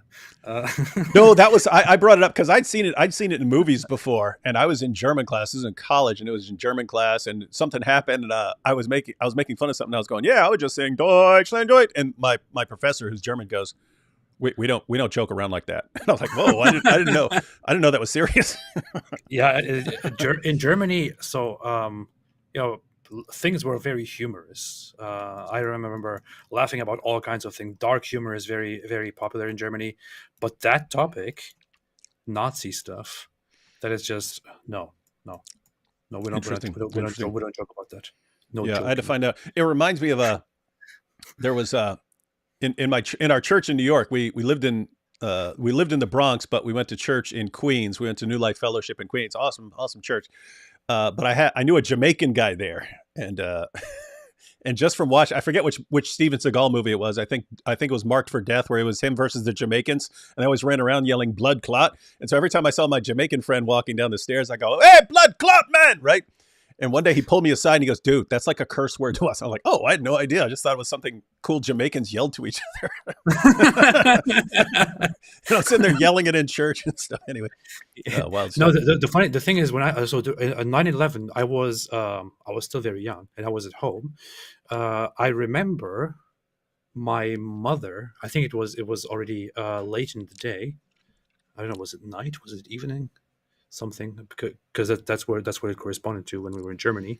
I remember my mom like giving this reaction, was like, "Come here, come here, come here," and she seemed very worried, And I went into the living room and I was like, "What's going on?" And she said, "Look at this, look at the TV. They're attacking the towers in America." And I was looking at it. As I was looking, there was a plane flying into the building. And she said something to me that was kind of very typical, that I'd never forget, which is she immediately turned it into a conspiracy theory without knowing anything at all, without knowing any of the facts. She was like, "They're going to blame Muslims for this. Yeah. It's probably the Jews. They're going to blame Muslims for this, and they're going to kill a bunch of Muslims now because of this." That's what she said, and that's the mindset that I was always exposed to at home. Yeah. And outside among Muslims, nobody found that it's horrible. Nobody found it scary. Nobody found it bad. People were either happy about it. They either thought America deserved it, or they said, "What about all the people who die in Muslim countries?" Yeah. And I remember that was when Nabil and I became friends and so on. And I asked him about what his what was going on with him. And he had spread an American flag across his car because he thought people were going to come and smash his car because he's the local Muslim. And he told me that his parents had told his sister, "Don't wear your hijab right now. Don't go out don't go out in your hijab so that you don't want to be identified." And so, Jason here says 33% of dark energy, 60%, 66% of dark matter, 1% detectable matter with scientists' best device we have. Why believe in evidence based on 1% only? God's real. And far 4, what a sight for a sore leather strap of the anus. I think people are looking up like every single quotation that has anything to do with eyes. Yeah. Let's see, and then we'll read some more of this article here. Giovanni says, harder to read with the white background. Giovanni says, "Hey, just joined in this, might be unrelated, but I want to find a way to put into perspective the logistics of what people would have to have done to corrupt the New Testament. Do you have any videos on it? God bless, especially AP." Yeah, Muslims don't tend to, when they say the New Testament's been corrupted or the Bible's been corrupted, that's not based on any sort of research or anything. I mean, in their minds, Bart Ehrman says there's lots of textual variants. Yeah, no one disputes that. It's not giving them the sort of corruption they're talking about. Textual variants are like spelling differences and things like that. You don't have anything that affects any important Christian doctrine. But yes, what you're talking about here, how would this actually happen? How would it happen? It wouldn't work. I mean, the Gospels and the books of the New Testament originally circulated as separate books, but they were shared very rapidly. So they're copied, and then you have copies that are circulating in Europe. You have copies that are circulating in Northern Africa. You have copies that are circulating in the Middle East, and so on. You didn't have any centralized authority that's capable of corrupting all these scriptures in later centuries. By the time you get to a place in history where people would have the ability to change things, the books they're spread too far. You can't do it. In other words, there was never a time where later generations would have the ability to corrupt it. Because notice, if you're, let's say in Israel, and you say, hey, I want to change this. Well, that doesn't change the copies in Egypt. That doesn't change the copies in Italy. It doesn't change those other copies. And those are the sorts of things that textual critics, if they see a difference, they'll go, aha, here's the difference right here. Nope, you don't have that difference anywhere else. So we can spot where this change occurred. So it's interesting that in Islam, you actually have a place where you could where you could corrupt scripture if you wanted. And so Uthman actually orders people to hand over their Qurans and burns them all and issues an authoritative edition of the Quran. I believe there were plenty of changes made. I don't believe it fundamentally corrupted the text of the Quran. But I have to say, if we had something like that in Christianity where one person has total control over what's being put out as far as the Bible, if we had something like that, Muslims would be pointing to that saying, you see, this is the proof that it was corrupted. We don't have anything like that. There was never a time when it could have been corrupted. In Islam, they actually do have something like that, and but they don't know about it. So That's true. It's true. Yep. All right, let's get back to this article here. At the time, so back at the top, there were many eminent leaders in the West, politicians, scholars, journalists, and other experts who insisted that the terrorists were motivated by reasons other than the ones they and their leader, Osama bin Laden, had articulated so clearly. So Islam had an alibi. That's funny. They articulated it so clearly and say, no, let us tell you what your real reasons are. We are doing this for Allah. No, don't listen to them. They are doing this because of social and economic issues. They're doing it because of climate change. Don't listen to what they tell you. This excuse-making was not only condescending towards Muslims, it also gave many Westerners a chance to retreat into denial, blaming the errors of U.S. foreign policy. Yep. I'm sorry. Denial is a river. Blaming the errors of U.S. foreign policy was easier than contemplating the possibility that we were confronted with a religious war. It's just easier to believe. We have seen a similar tendency in the past 5 weeks as millions of people sympathetic to the plight of Gazans seek to rationalize the October 7th terrorist attacks as a justified response to the policies of the Israeli government. That's interesting. She's pointing out that you've got the exact same thing. It's easier to blame something other than the religious motivation. When I read Russell's lecture, I found my cognitive dissonance easing. It was a relief to adopt an attitude of skepticism towards religious doctrine, discard my faith in God, and declare that no such entity existed. So it was a way out of cognitive dissonance. Best of all, I could reject the existence of hell and the danger of everlasting punishment. Russell's assertion that religion is based primarily on fear resonated with me. I had lived for too long in terror of all the gruesome punishments that awaited me. While I had abandoned all the rational reasons for believing in God, that irrational fear of hellfire still lingered. I've heard that from lots of people. I've heard that from people who've left Christianity as well, that they reject God, they reject Christianity, but they still have this ongoing fear of, gosh, I don't know what's going to happen. I had that for a long time too, myself. Then it's somehow just faded and went away. But I think until a certain point, I also thought that what creates or motivates religion is fear.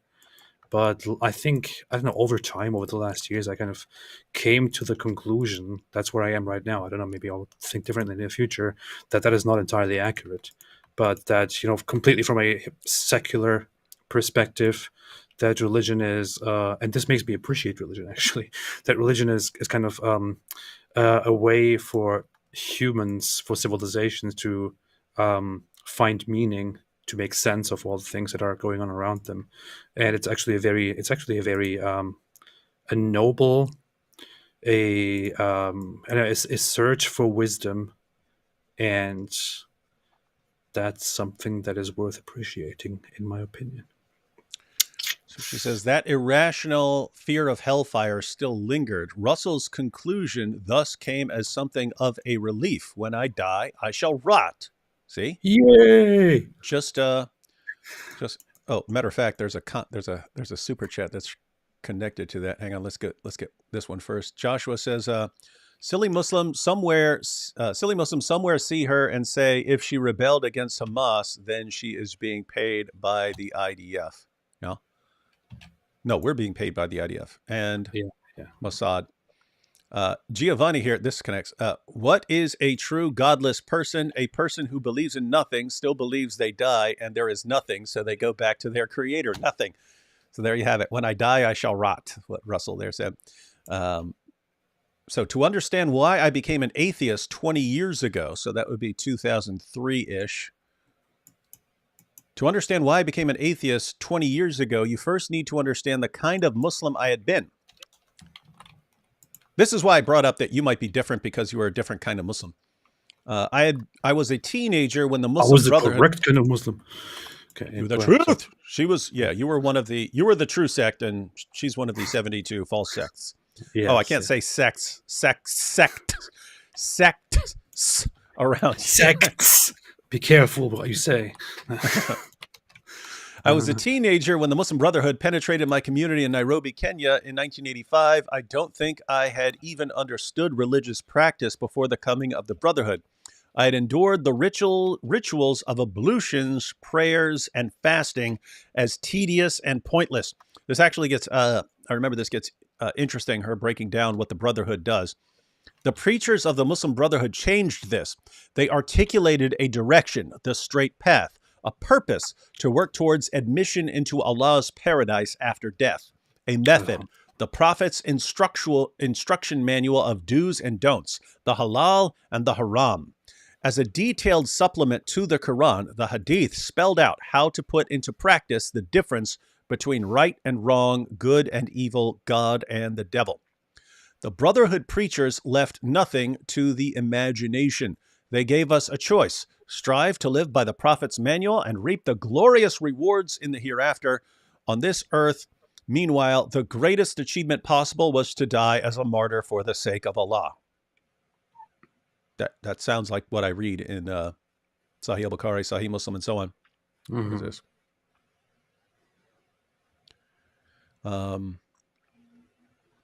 The alternative, indulging in the pleasures of the world, was to earn Allah's wrath and be condemned to an eternal life in hellfire. Some of the worldly pleasures they were decrying included reading novels, listening to music, dancing, and going to the cinema, all of which I was ashamed to admit that I adored. The most striking quality of the Muslim Brotherhood, here we go. The most striking quality of the Muslim Brotherhood was their ability to transform me and my fellow teenagers from passive believers into activists almost overnight. We didn't, and the reason I said this is interesting is because this is similar to Dawah, and we have a perspective here in the West of, hey, I've got Muslim friends and I get along with Muslims and all these nice Muslims, and not realizing, according to lots of people, a perfectly nice Muslim could be radicalized fairly easy by. Keep in mind, I'm not saying any Muslim can be radicalized or turned violent. No, I'm not talking about that. I'm saying there are lots of people who are just going and living their lives as Muslims, not thinking about things, who could have a dawah guy or a jihadi or something jump in all of a sudden and say, hey, do you believe this? Do you actually believe this? You're living your life just like a Westerner. Do you actually believe that Islam is true? Yes, I believe it. Okay, well, let's look at what Muhammad actually commanded. Are you living like this? No, I'm not. And some of those will say, look, man, I'm not interested in this. I'm just going to go ahead and live my life as a Muslim and go to school and get a job and so on. But there are plenty of people who go, wow, gosh, yes, if I do believe this, I do need to take it seriously. And then you get a different sort of person. Yeah. And this is why you can have a group like ISIS forms, and they can put out the call, and you have people from the United States, Canada, France, Germany, the UK, all flooding into Iraq to join that group. Pretty easy to do. So anyway, she says, the Muslim Brotherhood has this ability to turn believers into activists almost overnight. We didn't just say things or pray for things, we did things. As girls, we donned the burqa and swore off Western fashion and makeup. The boys cultivated their facial hair to the greatest extent possible. They wore the white dress-like taub worn in Arab countries, or had their trousers shortened above the ankle bones. or strip naked like Muhammad Hijab, the part-time stripper. We operated in groups and volunteered our services in charity to the poor, the old, the disabled, and the weak. We urged fellow Muslims to pray and demanded that non-Muslims convert to Islam. During Islamic study sessions, we shared with the preacher in charge of the session our worries. For instance, what should we do about the friends we loved and felt loyal to, but who refused to accept our dawah, invitation to the faith? In response, we were reminded repeatedly about the clarity of the Prophet's instructions. We were told in no uncertain terms that we could not be loyal to Allah and Muhammad while also maintaining friendships and loyalty towards the unbelievers. If they explicitly rejected our summons to Islam, we were to hate and curse them. And I have to say that is the perspective you get from the Quran. Hey, Tom Holland, humanism is a heresy. Oh, I got to read that. Yeah, there's a suggested reading there. Interesting. That's Here, nice. you see this? All you humanists who are watching, it's a heresy. Shame on you. Bunch of dopes. Anyway, Hey, did you see this? Did you see this video from earlier today? Which is, it shows, it's actually funny. It's on the scene interview by Al Jazeera.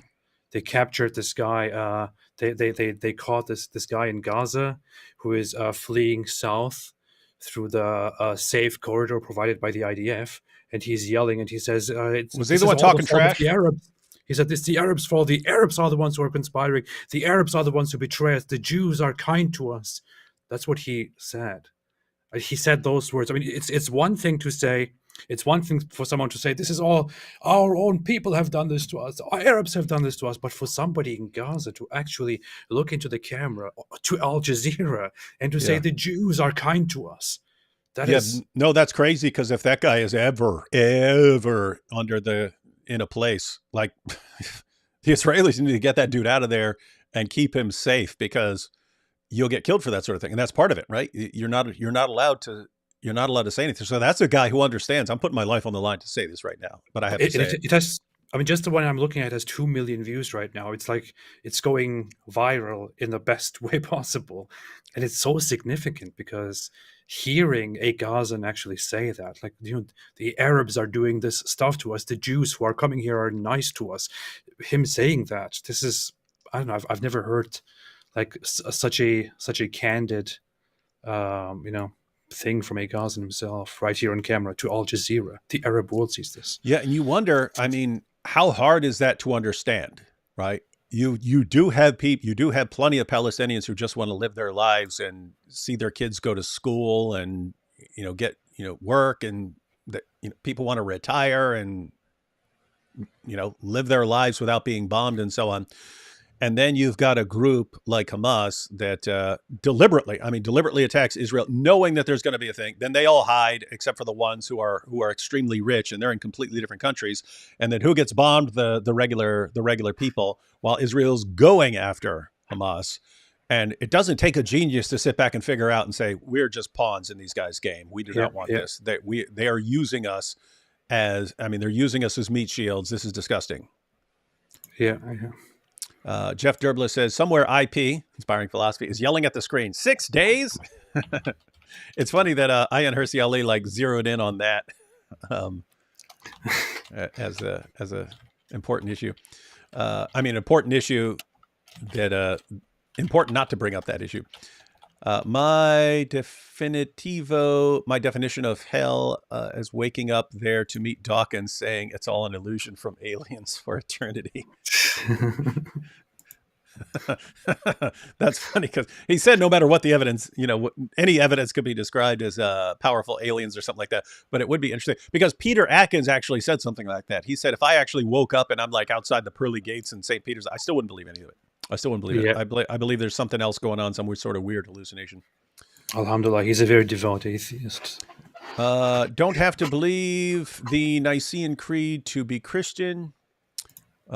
Richard says Jesus spoke principles of spiritual wisdom and corrected and warned of corruptions of organized religion then and now. And we talked, was it yesterday? We talked about different Jewish perspectives on Jesus. And I met Jews in Israel who have this view of Jesus. They don't believe in him as the Messiah and so on. They believe in him as someone who called out corruption in religion. And I was talking to a guy. He said, "Yeah, Jesus won. Jesus won." He said, we don't have that anymore. He goes, back then, it would have been a big deal. Someone's sick on the Sabbath. Do you actually help the person? Because that's work. And he says, now that's not an issue now. He says, no. If someone injures himself and gets injured on the Sabbath, there's no one's going to say, "Hey, the ambulance shouldn't help that person," and so on. So he's saying, Jesus way won. Yeah, that's very nice. Right. I heard Jews say that I heard some Jewish perspectives that he was one of the people who wanted to help save Jews from the oppression they are under and things like that. I mean, there are different views, like secular views, religious views, and things like that. But some of the ideas that are often propagated by these very Jew-hating people, that they hate Jesus and all of that, that's nonsense. That's unfounded. Humera says, is there a documented / published code of conduct or charter that atheists follow? I would have to say no. If you adopt a more specific position like secular humanism or something like that, then yes, if you can subscribe to a specific document. Anything you want to say on that, AP? There's the atheist Quran, of course, which I follow. Yeah, where's your atheist charter? I didn't write it yet. I need to get to that. Let's see. You guys are melting people's brains. Loving it. Interesting. We're melting brains. It's what we do. All right. I do that literally at night. That's what I do. That's how I spend my days at nights. So, yeah. All right. Back to this article here in the middle. Here, a special hatred was reserved for one subset of unbeliever, the Jew. We cursed the Jews multiple times a day and expressed horror, disgust, and anger at the litany of offenses he had allegedly committed. The Jew had betrayed our prophet. He had occupied the holy mosque in Jerusalem. He continued to spread corruption of the heart, mind, and soul. You can see why, to someone who had been through such a religious schooling, atheism seemed so appealing. Bertrand Russell offered a simple, zero-cost escape from an unbearable life of self-denial and harassment of other people. For him, there was no credible case for the existence of God. Religion, Russell argued, was rooted in fear. Fear is the basis of the whole thing. Fear of the mysterious, fear of defeat, fear of death. As an atheist, I thought I would lose that fear. I also found an entirely new circle of friends, as different from the preachers of the Muslim Brotherhood as one could imagine. The more time I spent with them, people such as Christopher Hitchens and Richard Dawkins, the more confident I felt that I had made the right choice. For the atheists were clever. They were also a great deal of fun. What? What could be more fun than the Muslim Brotherhood? So what changed? Why do I call myself a Christian now? That's what we're all asking. Part of the answer is global. So, notice she's breaking down the answer into parts. Part of the answer is global. Western civilization is under threat from three different but related forces. The resurgence of great power authoritarianism and expansionism in the forms of the Chinese Communist Party and Vladimir Putin's Russia. So you have, it is just common today. Not as common right now, but if you go back 15 years, what are you talking about, man? The world has moved past all this, empires and people crushing. No, that's not what happened. What actually happened was there are people in different parts of the world who still want to conquer the world. They just happen to be scared of the United States. And then once the United States starts getting weak, people smell blood and they smell weakness. And then they say, okay, now's the time. And you have a bunch of forces, very powerful forces, who would love to eat you alive. And they were just waiting for weakness. Now they're seeing weakness. And so now you're getting some of it. But Communist Party. The thing is, after the First World War, which they didn't call the First World War then, they called it the Great War, or I think the war to end all wars. I don't know when they started last one. that. But they thought this is it. This is going to be it. It's going to be over. After this, we move on to a more rational, reasonable world. There will be peace. There will be no more war. And they genuinely thought they moved on from that world. And then, boom, Second World War comes with the Nazis. But yeah, so we have quite a phase of peace right now. But Putin is a good point. Putin did come out when he declared war on Ukraine, when he declared the invasion. He repeated some very old ideas of how lands like Ukraine and others belonged to Russia at some point and are still rightfully part of Russia, and that Russia must make sure to reintegrate those parts that were lost. And this is just the beginning of a very imperialist campaign. So I don't know, things don't look very nice. No, and I think a bunch of people are about to wake up to reality. Yeah, because there are a bunch of groups out there that would love to eat you alive. So she lists here: Chinese Communist Party, Vladimir Putin's Russia, the rise of global Islamism, which threatens to mobilize a vast population against the West, and the viral spread of woke ideology, which is eating into the moral fiber of the next generation. And what's really creepy is how these groups will combine. Notice you'll have communists and Muslims and woke people marching side by side on college campuses. So you can get some pretty weird alliances. Combination. The dumbest It's absolutely. They cannot coexist except as a temporary alliance to attack someone else. Yeah. It's only the woke side is dumb enough to believe that that things are all cute and wonderful, and it's all going to work out. The Muslims are very well aware that they want nothing to do with them once they get what they want. Yep. So, they view them as useful idiots. Yes, precisely. Yep. We endeavor to fend off these threats. Oh, here we go. We endeavor to fend off these threats with modern, secular tools, military, economic, diplomatic, and technological efforts to defeat, bribe, persuade, appease, or surveil. And yet, with every round of conflict, we find ourselves losing ground. We are either running out of money with our national debt in the tens of trillions of dollars, or we are losing our lead in the technological race with China. Point is, the advantages you had that gave you this confidence in peace, you're losing those advantages over time. I think that's not entirely realistic. That's a misconception. I've seen lots of expert view on that, on how China is not really a great threat in terms of development. They might have like market influence in the world, but they're not really creating anything. No, I'm thinking in terms of long term. The point is, if you owe trillions and trillions of dollars to someone, you're basically paying the interest and you're feeding them money. And so I'm thinking like down the road, they are just going to get more and more powerful. As far as like militarily, I mean, United States still wouldn't have any problem with any of these things. The point generations ahead, yeah. But we can't fight off these formidable forces unless we can answer the question, what is it that unites us? The response that God is dead seems insufficient. So, too, does the attempt to find solace in the rules-based liberal international order. The only credible answer, I believe, lies in our desire to uphold the legacy of the Judeo-Christian tradition. So I get very triggered when I hear that Nietzsche is being dissed here indirectly. Yeah, I know. I'm very, very triggered here. Yeah. Just try to hold in your tears for a couple more minutes. So the standard, what's available to atheists and to liberals and so on, as far as thinking that they can stand against it, she's saying it's not enough. You're not going to do it. That legacy consists of an elaborate set of ideas and institutions designed to safeguard human life, freedom, and dignity, from the nation state and the rule of law to the institutions of science, health, and learning.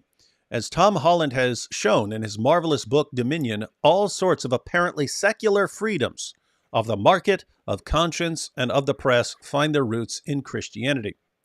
And I think Holland's an atheist, isn't he? Yeah. Yeah. And pretty sure as far as the latest, I think he's an atheist. Yeah. And so I have come to realize that Russell and my atheist... Yeah, pretty sure, yeah. And so I have come to realize that Russell... What the heck is wrong with you, man? You see this? You see what it's like trying to do anything with an atheist? This is why you guys can't stand against communism and Islam. Go ahead. And so I've come to realize that Russell and my atheist friends failed to see the wood for the trees. The wood is the civilization built on the Judeo-Christian tradition. It is the story of the West, warts and all. Russell's critique of those contradictions in Christian doctrine is serious, but it is also too narrow in scope.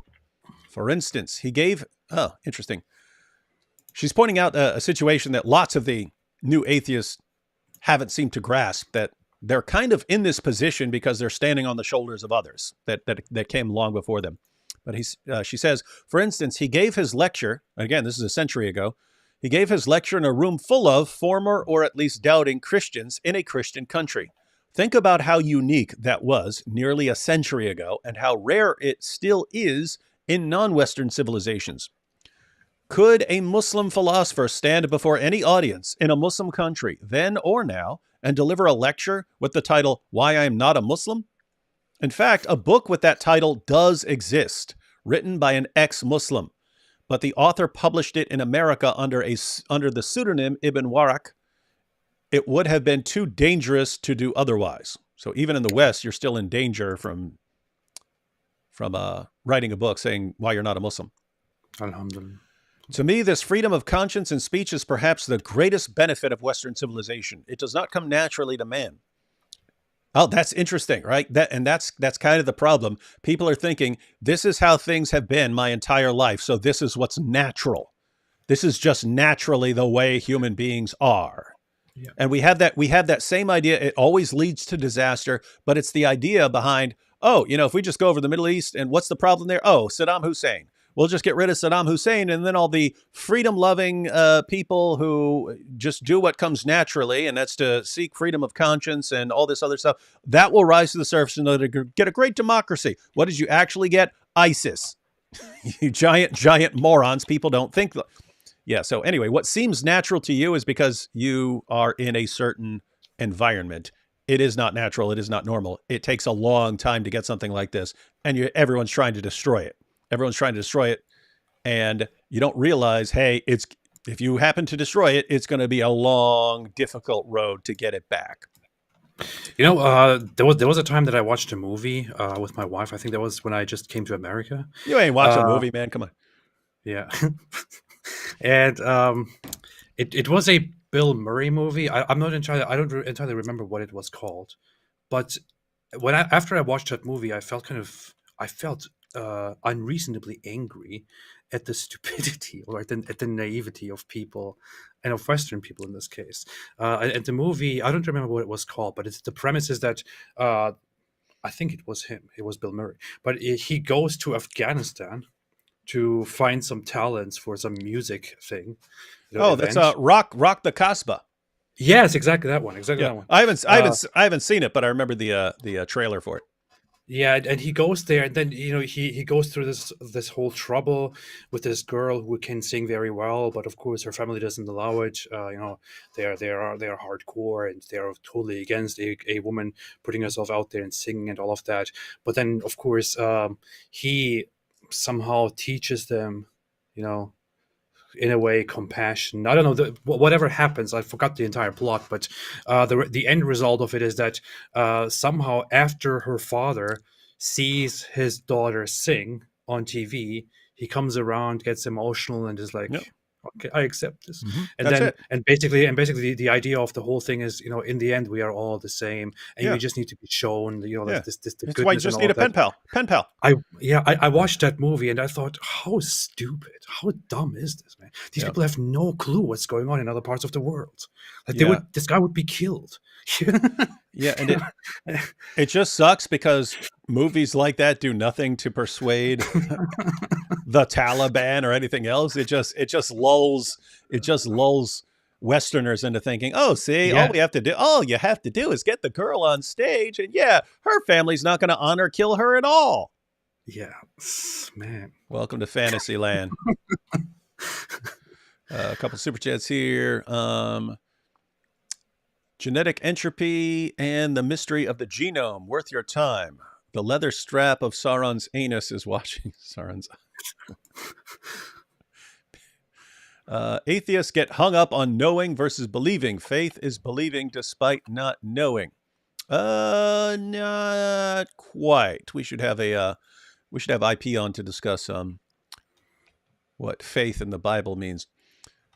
David, could you summarize why you decided to start this channel after giving up your other channel? I've explained it like 9 billion times, but quick answer. My other channel had become virtually useless because I was getting between 1 and 3 strikes per month. I was winning all of them, but sometimes it would take weeks to win, and I'm repeatedly banned, all for fault. So anyway, my channel had become a target for people at YouTube. And I sat back and realized, do I want to continue arguing with YouTube weeks at a time to get my channel back up? Or would I rather delete that content, give it away, and start over where they're not targeting me? And so here we are. Am I banned? No. I've gotten 0 strikes. So what did you decide then? You decided to just not and do it? notice even with the subscriber difference, I get pretty much the same number of views on my videos as I used to on my old channel. So Yeah. this is my plan for this channel that you're watching right now is disposable. The moment they start coming after me and start giving me bogus false strikes, I'm giving it away and starting another one. Alhamdulillah. I'm just sticking and moving. It's more it's the internet parallel to guerrilla warfare. Just be smaller and move around more. Mm-hmm. Hope that helps. And AP, what's your top 3 favorite Bible books? D would too. I'm not sure if I can list top 3, but my favorite is Ecclesiastes. I love that. Yeah, it's pretty awesome. Just the way it starts, it's like it got me. It's powerful. It sucked me in immediately. Yeah. Matter of fact, that's George Orwell had his. Gosh, where was that? Was it in Politics in the English Language?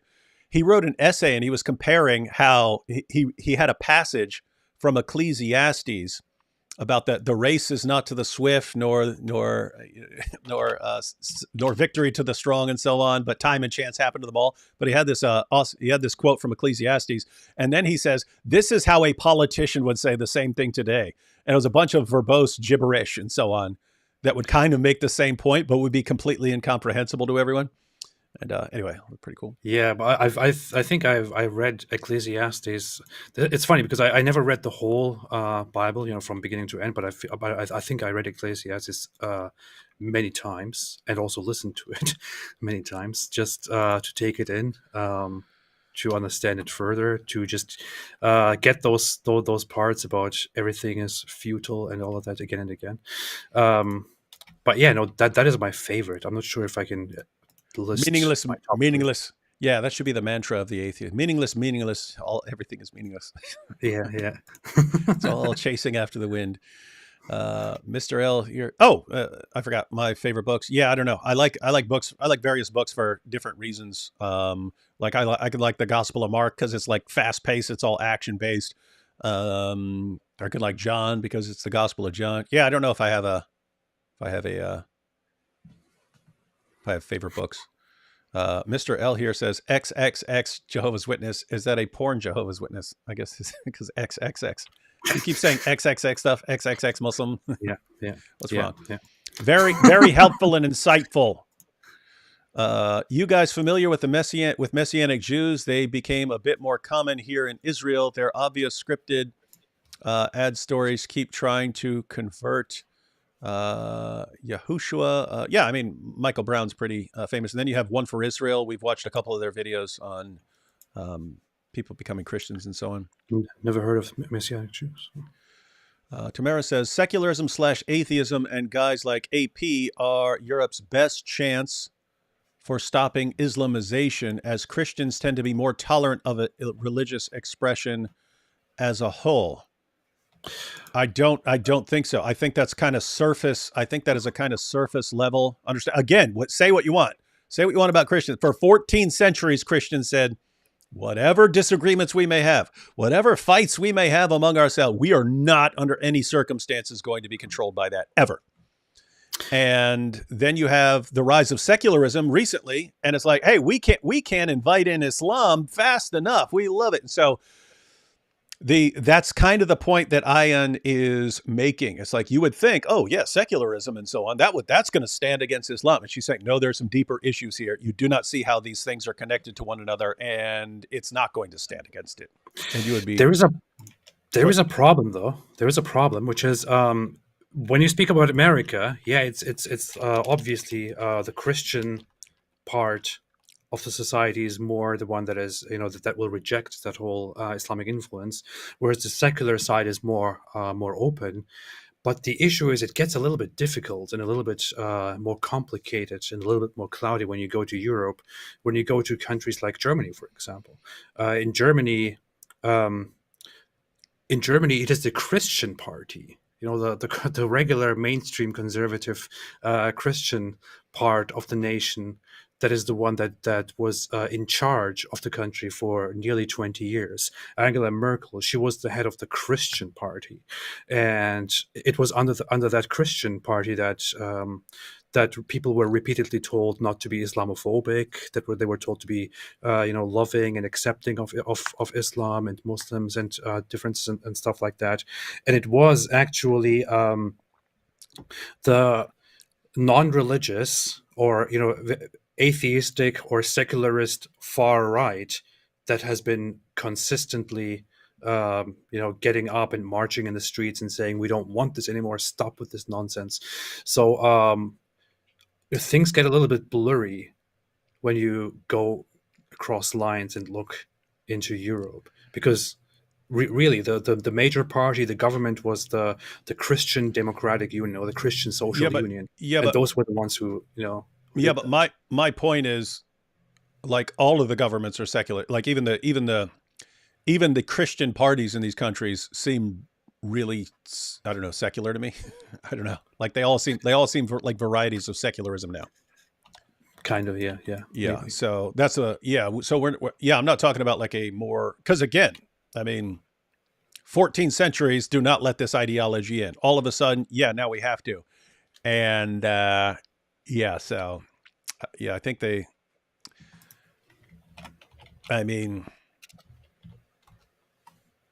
don't know. I mean, it just seems like on a kind of surface level, some, you could argue this or that or something, but on a deeper level, I don't know. It just seems like secularism has not been able to stand against much of anything. I don't know.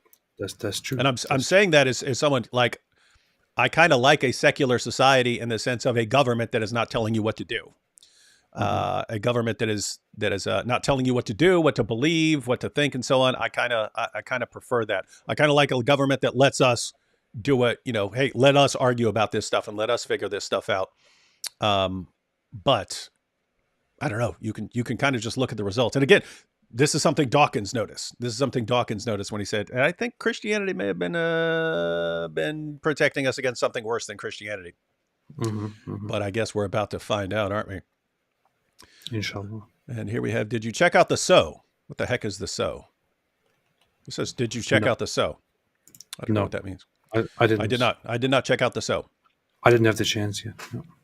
David, set up a channel membership so I can automate paying you jizya every month. Also, when is Imam ALLthat making his debut? I don't know. I have to come up with a bunch of jokes that actually work with Imam ALLthat. What you don't have memberships on your channel yet? No, I haven't put them up. I could. Yeah. Just wanted to say I appreciate you guys. God bless. Thank you. You guys should check out Senior Pello. I'm familiar with that. Technically, you can't get rid of atheistism because it is having no belief of the transcendent. But to some extent, you have to want to be Christian to follow Christ. Yeah, and that's why I think you're going to get atheists. There's going to be a trend towards atheists being more friendly towards Christianity. But it's going to be interesting what that is, because you'll have a bunch of atheists who, I mean, you can even have people who don't believe in it who are nevertheless, okay, I have to go to church because I have to support Christianity. That kind of sounds like what Ayaan is at. Again, although, let's get through this article, because then we'll see what she's actually saying. Inshallah. To me, this freedom of conscience and speech is perhaps the greatest benefit of Western civilization. It does not come naturally to man. It is the product of centuries of debate within Jewish and Christian communities. It was these debates that advanced science and reason, diminished cruelty, suppressed superstitions, and built institutions to order and protect life while guaranteeing freedom to as many people as possible. Unlike Islam, Christianity outgrew its dogmatic stage. It became increasingly clear that Christ's teaching implied not only a circumscribed role for religion as something separate from politics, it also implied compassion for the sinner and humility for the believer. Yeah. I bet IP would love this part. I bet AP needs some humility for the believer. Yet I would not be truthful if I attributed my embrace. Oh, here we go. Yet I would not be truthful if I attributed my embrace of Christianity solely to the realization that atheism is too weak. You're weak! Weakling! Ayaan Hirsi Ali called you weak, you pathetic little weaklings. My realization that atheism is too weak and stupid and cowardly and divisive a doctrine to fortify us against our menacing foes. I have also turned to Christianity because I ultimately found life without any spiritual solace unendurable. Indeed, very nearly self-destructive. Atheism failed to answer a simple question: what is the meaning and purpose of life? That's very interesting because I feel like I was there many years ago, but I haven't really felt that in a very long time. So that's quite interesting. Yeah, but no, atheism can answer that. The answer is none. There's none. There's no meaning. There's no purpose. So shut up. The answer is how about no? So shut up How or about we'll no meaning? Yeah. So shut up or we'll line you up against walls and massacre you. Yeah, I want to be killed. Hey. What do you think about that?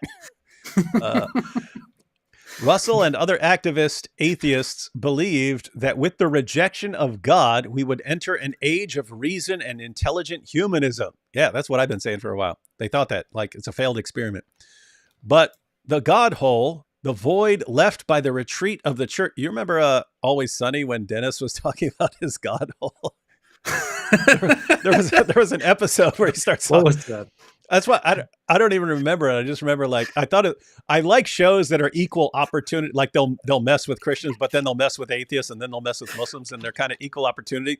But Dennis is talking about just how empty he is inside. He goes, "It's like I've got this hole inside me. I call it my God hole." He's saying like exactly this. That's my favorite show, man. I love that show. The void left by the retreat of the church has merely been filled by a jumble of irrational quasi-religious dogma. The result is a world where modern cults prey on the dislocated masses, offering them spurious reasons for being and action, mostly by engaging in virtue signaling theater on behalf of a victimized minority of our supposedly doomed planet. The line often, my goodness, she's quoting G.K. Chesterton. The line often attributed to G.K. Chesterton has turned into a prophecy. When men choose not to believe in God, they do not thereafter believe in nothing. They then become capable of believing in anything, which is why AP will believe absolutely anything, no matter how dumb it is. Yeah, that's what I do. I believe anything I see. Yeah. You're the ear. AP is the ear. In this nihilistic vacuum, the challenge before us becomes civilizational. We can't withstand China, Russia, and Iran if we can't explain to our populations why it matters that we do. We can't fight woke ideology if we can't defend the civilization that is determined to destroy. And we can't counter Islamism with purely secular tools. To win the hearts and minds of Muslims here in the West, we have to offer them something more than videos on TikTok. What about video games? So haven't thought of that. Oh, we're almost done here. Let's go ahead and finish this up. Let's see, 2 more paragraphs. The lesson I learned from my years with the Muslim Brotherhood was the power of a unifying story embedded in the foundational texts of Islam to attract, engage, and mobilize the Muslim masses. Unless we offer something as meaningful, I fear the erosion of our civilization will continue. Unfortunately, there is no need to look for some new age concoction of medication and mindfulness. Christianity has it all. You hear that, ladies and gentlemen? You hear that, AP? Christianity has it all. You don't need some weird new age concoction, cocktail of silliness. Christianity has it all. What are you grinning at? That is why I no longer consider myself a Muslim apostate, but a lapsed atheist. Of course, I still have a great deal to learn about Christianity. I discover a little more at church each Sunday. Aha! So she goes to church. See that? But no, she's just saying she just wants to protect herself from communism. But I have recognized in my own long journey through a wilderness of fear and self-doubt that there is a better way to manage the challenges of existence than either Islam or unbelief had to offer. Alhamdulillah. There you have it, ladies and gentlemen. Now here is where my problem is with all of this. Okay, negative AP again. Tell us why you hate everyone who disagrees with you. Go ahead. It is actually, well, I'm actually going to give credit and acknowledge that there is one thing that where I see where she's coming from. So I said earlier, for example, that I haven't felt that whole emptiness and that whole nothing can replace that lack of meaning. I haven't felt that in a long time. I'm the atheist without a God hole. Yeah, right. I haven't felt it in a long time, but I feel like what made that what helped me get over that very much was engaging deeply with certain philosophers and with certain ideas such as Nietzsche, Albert Camus, and also I would say to an extent even Schopenhauer, and that actually kind of punched me in the face. But I feel like over the years I kind of came to this whole conclusion. You picked the worst possible. Like if I were to make a list, the absolute worst. Well, my goodness! All right, no, I didn't even take anything from what Schopenhauer actively teaches, but rather from his insights about the whole the how humans function and what they are motivated by and all that. I thought, this is really profound. It is really depressing. It makes me want to kill myself. But that's what I was thinking. Well, it's like everyone you just named. but there's something really profound there. You've pointed out that the takeaway from Nietzsche isn't necessarily a nihilism or something like that, but the takeaway of kind of his life is, right? You look at it, like the whole thing was like, oh my goodness, are you joking? No, actually, no. From Nietzsche, what I got from Nietzsche was actually very, very interesting. I thought, wow, nice, okay, cool. But Schopenhauer is the one that made me think, what's even the point? Why don't I just go die? But the thing is, and then Camus, giant thing where the guy turns into a cockroach. him too. But one thing that they all highlight in one way or another, especially Camus, is okay. So Schopenhauer highlights one thing, which is that everything is eventually meaningless. It's like all living beings, all organisms, they are all just existing, just looking to exist, and just spending their entire existence consuming each other. But the dark truth beneath all of that is that this just goes on forever and ever, and everything we do in life is all a sweetened illusion, and at the root of all of it is just continue existing and consume anything else that is there, continue existing and consume anything else, and that is depressing. By the way, that's actually what Bertrand Russell sounded like, and he had this same kind of like dual life without spotting the tension that we find in like Dawkins, when Dawkins is like, the universe is obviously at the bottom. There is nothing. There's no good, bad, right, wrong, anything. And there's no concern or anything. It's all just, but we need to go out and live and make the world a better place. And so it's like, wait a minute. But Bertrand Russell said that like no philosophy that is not grounded on like despair can hope to survive and so on. It was a horrible misery. Hey, what's funny? I don't know why I remember this, but So this was probably, I don't know, 2003, 2004. I'm in a philosophy class, and the topic is Schopenhauer. And I wrote down, the beginning of a poem popped into my head. And I wrote, I died 11 deaths today while waiting for my 12th. Then spent an hour with Schopenhauer. We're drinking to my health. And I realized it was like this pathetic, die. We're all going to die. It's all right. Anyway, That's very nice. Well, he was also a very depressed guy, and he thought everything we do in life is basically like, but we don't even love each other. It's like we're just telling ourselves to love each other because we think that's a means to, we somehow have to endure that. Anyway, but what actually made me kind of feel better about everything was Camus, when he talks about how he says basically that humans are caught in this endless struggle and torture of finding the meaning of life, and they get upset over and over again because they can't properly find the meaning in life, and they argue about what that meaning in life is, when in reality they are too afraid to simply face the fact that there is no such thing as a meaning of life. And he doesn't say there is no meaning of life. He says there is no such thing as a meaning of life. So looking for that non-existent thing, or saying there is no meaning or there is a meaning, but what is it? All of it is just a constant struggle that causes nothing but pain and suffering. And of course, you can then add to that whatever you take from it. But that kind of helped me get to a certain point where I thought, hey, you know what? That makes sense. The whole discussions of, so what is then the meaning of life? If you spend your entire life arguing about that and looking for that seems like that seems like a quite painful and agonizing thing to torture yourself with, especially once you have lost faith in an afterlife or in a creation or in an ultimate meaning of life. That is a very, very, very torturous, a very agonizing thing. But simply doing what that guy suggests, for example, and saying, hey, you know what? I don't have to look for it. I don't have to find it. Why would I try to find something that never existed?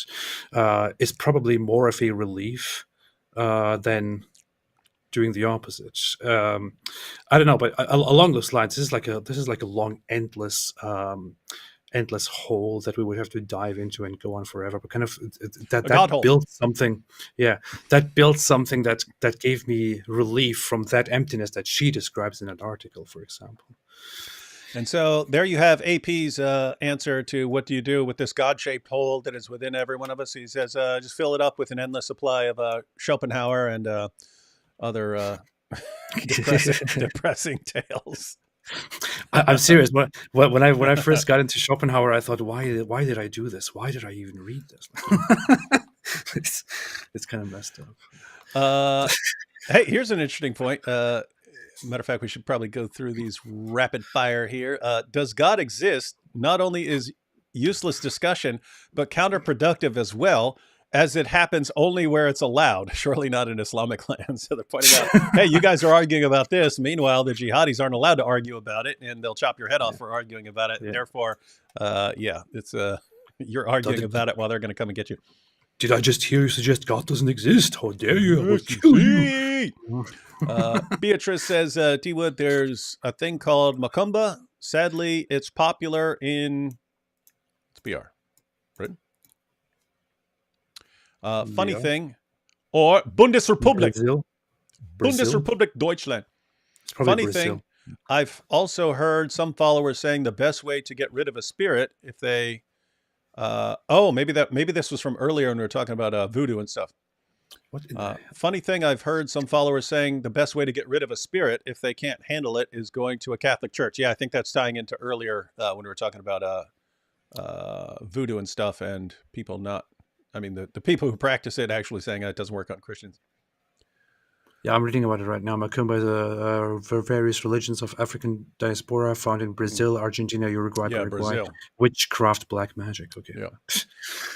Vincia says, thus only serving to cast doubts against Western's set of values and weakening the awareness of its cultural importance where it is most needed. I think this was a follow-up to the comment about we're sitting here arguing about the existence of God and jihadis aren't.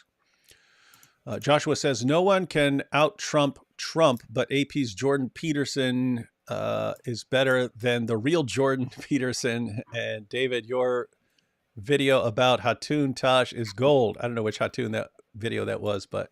Which Hatun? Yeah, I know which Hatun it is, but... Samuel said, I watched a video by Dawkins, and he made it seem like believing in a young Earth was the worst sin. D. Wood, do you have any position on the Earth's age? No, I don't. I would definitely lean in the direction of... I would lean strongly away from young Earth. But yeah, I don't know. I wouldn't... I tend not to rule things out unless I actually study them a lot, and I haven't. But you would have to have some really awesome evidence for me to think that the Earth is like 10,000 years old or something like that. That's very based. I'm based. Hi AP. I wanted to ask what Muslims think about. Oh, but I did want to say, yeah, it's not like acting like it's the worst possible. Which is why Ayaan is bringing it up as, hey, you shouldn't have this debate about the. It's like. The new atheists kind of made this a huge issue. It has been a big issue for Christians, but yeah, it's like, suppose someone believes in a young Earth, like what's the world going to end or something like that? How dare you believe in it? Things are going to fall apart. He's not going to be able to perform his job because he believes in young Earth or something like that. Yeah, so don't think some of these things are nearly as bad as like you pointed out. Hey, for Dawkins, it's like the worst possible thing you could do. Hey, this guy mass murdered 10,000 people. Oh, okay, well, that guy over there, he believes the Earth is 6,000 years old. Unacceptable. Hi, AP. I wanted to ask what Muslims think about Judeo-Christians being far more advanced than them in science, culture, and economy, and how they reconcile that with them having the greatest religion. We've actually talked about that a bit because Douglas Murray has commented on the inferiority complex they get. But yeah, what would your quick response be? There is a big inferiority complex that you can see constantly, even in when they attack me, for example. When they attack ex-Muslims, they always go this thing like, you are trying to be like white people, you are bootlicker, because to them it is incomprehensible. It is not possible that we are that we consider ourselves just equal human beings. They think that it is so deeply entrenched, their idea of considering the Western people and the Jews and Christians superior, that they think our only relationship with them would be to suck up or to lick their boots. That's how telling it is, what kind of inferiority complex they have. But so I asked the very same question too when I was a younger Muslim, like if we are so great, why are we here in Germany? And why is it that the Muslim world seems so much, full of difficulties while the West is doing so well? And I was just often told, and these are still things that are told to adults, that Allah is testing us. Allah said the life will be paradise for the disbelievers, but it will be the opposite in the afterlife. All of these coping slogans. That's basically how they view it. But they usually acknowledge, most of the Muslim world, I would say, acknowledges that the West is far superior and that Jews and Christians are far superior. They just try to somehow, rationalize that. Yeah, and we've brought up the options. So one option would be, hey, there's a problem with Islam, and there have been people who took that route. And the other possibility would be, well, maybe we're not following Islam hard enough, and so we need to go hardcore. And then you get the Iranian Revolution and the Muslim Brotherhood and things like that. And so anyway, and as Douglas Murray said, well, it must be that the Jews have rigged the game, and that's what you have to think if you're, Hamas or something like that. They've rigged it, so we have to punish them for rigging the game and forcing us to not be as. If the Jews were doing all of this stuff to us, we would be just as good. Yeah. What if it was the Lemurians all along? That's that weird, like some weird continent, and there's this group. I don't know enough about it, but there was like this cult with like this mythical continent sank in the Indian Ocean or something like that. Yeah. Don Taylor said, why are many Iranians backing Israel against Hamas? I'm not totally familiar with this, but I would imagine that you have the Iranians who hate Israel and want to destroy it and fund it. But you also have large parts of the population who are enraged against their leaders. And so seems like they would side with Israel as a form of like rebellion. And also like they're connecting it. Oh, okay. The Iranian leadership, that's like Hamas. These guys have common goals and we're against that. And therefore, there are lots of videos from inside Iran, but also from outside, from the Iranian diaspora. So you see people in the West, Iranians in the West, go out and carry their Iran flags and support Israel. And you also, I've seen lots of clips like people inside Iran, while the authorities or others, they're like, let us support our brothers in Palestine, and the crowd is like, woo, boo, get out of here, to hell with your get out with your Palestine and all of that. So lots of stuff like that is happening, and that just shows how the population in Iran is not at all in harmony with what their government is doing nowadays, and they are very much sick of it. Yeah, I'm wondering when that whole thing's going to come collapsing to the ground, and that is one regime you want to collapse. There's also the last elections. The participation in the elections was at record low. I think like most of the country didn't even bother voting because they thought, what's the point? I never have heard young Earth people also add to 6,000 year Earth, with Adam living 933 years and Enoch 365 and all others who live for 300 years. Yeah, I don't particularly study this thing, but if anyone wants to explain everything to us, be happy to listen, and IP could be enraged about it. Alhamdulillah. In 9/11, fetus AP, were you still a baby? In 9/11, fetus AP was still eating his meth-infused Choco Cola with sauerkraut and bratwurst. On another note, AP, Turkish Rehat Lokum is the bomb. It's quite sweet, but too much. Did you eat sauerkraut and bratwurst? No, I didn't. Oh, then you're not German. Can't do that. I was actually, I was an adolescent. We should go to a Turkish restaurant one day, and you can show us what is actually legit Turkish food. We should. You'll probably have a stomach ache. That's what happened when I took my wife to Turkish food. They use a lot of oil and stuff. When Muslims saying the Bible is corrupted, it makes me laugh. On the other hand, the Quran could be corrupted because Allah speaks one language. Yeah, you got a lot of corrupting in 66 books spread all over the world. Adolfo says, blessings and much love to David and AP. Hopefully, my guy Golden Showers Hijab is watching.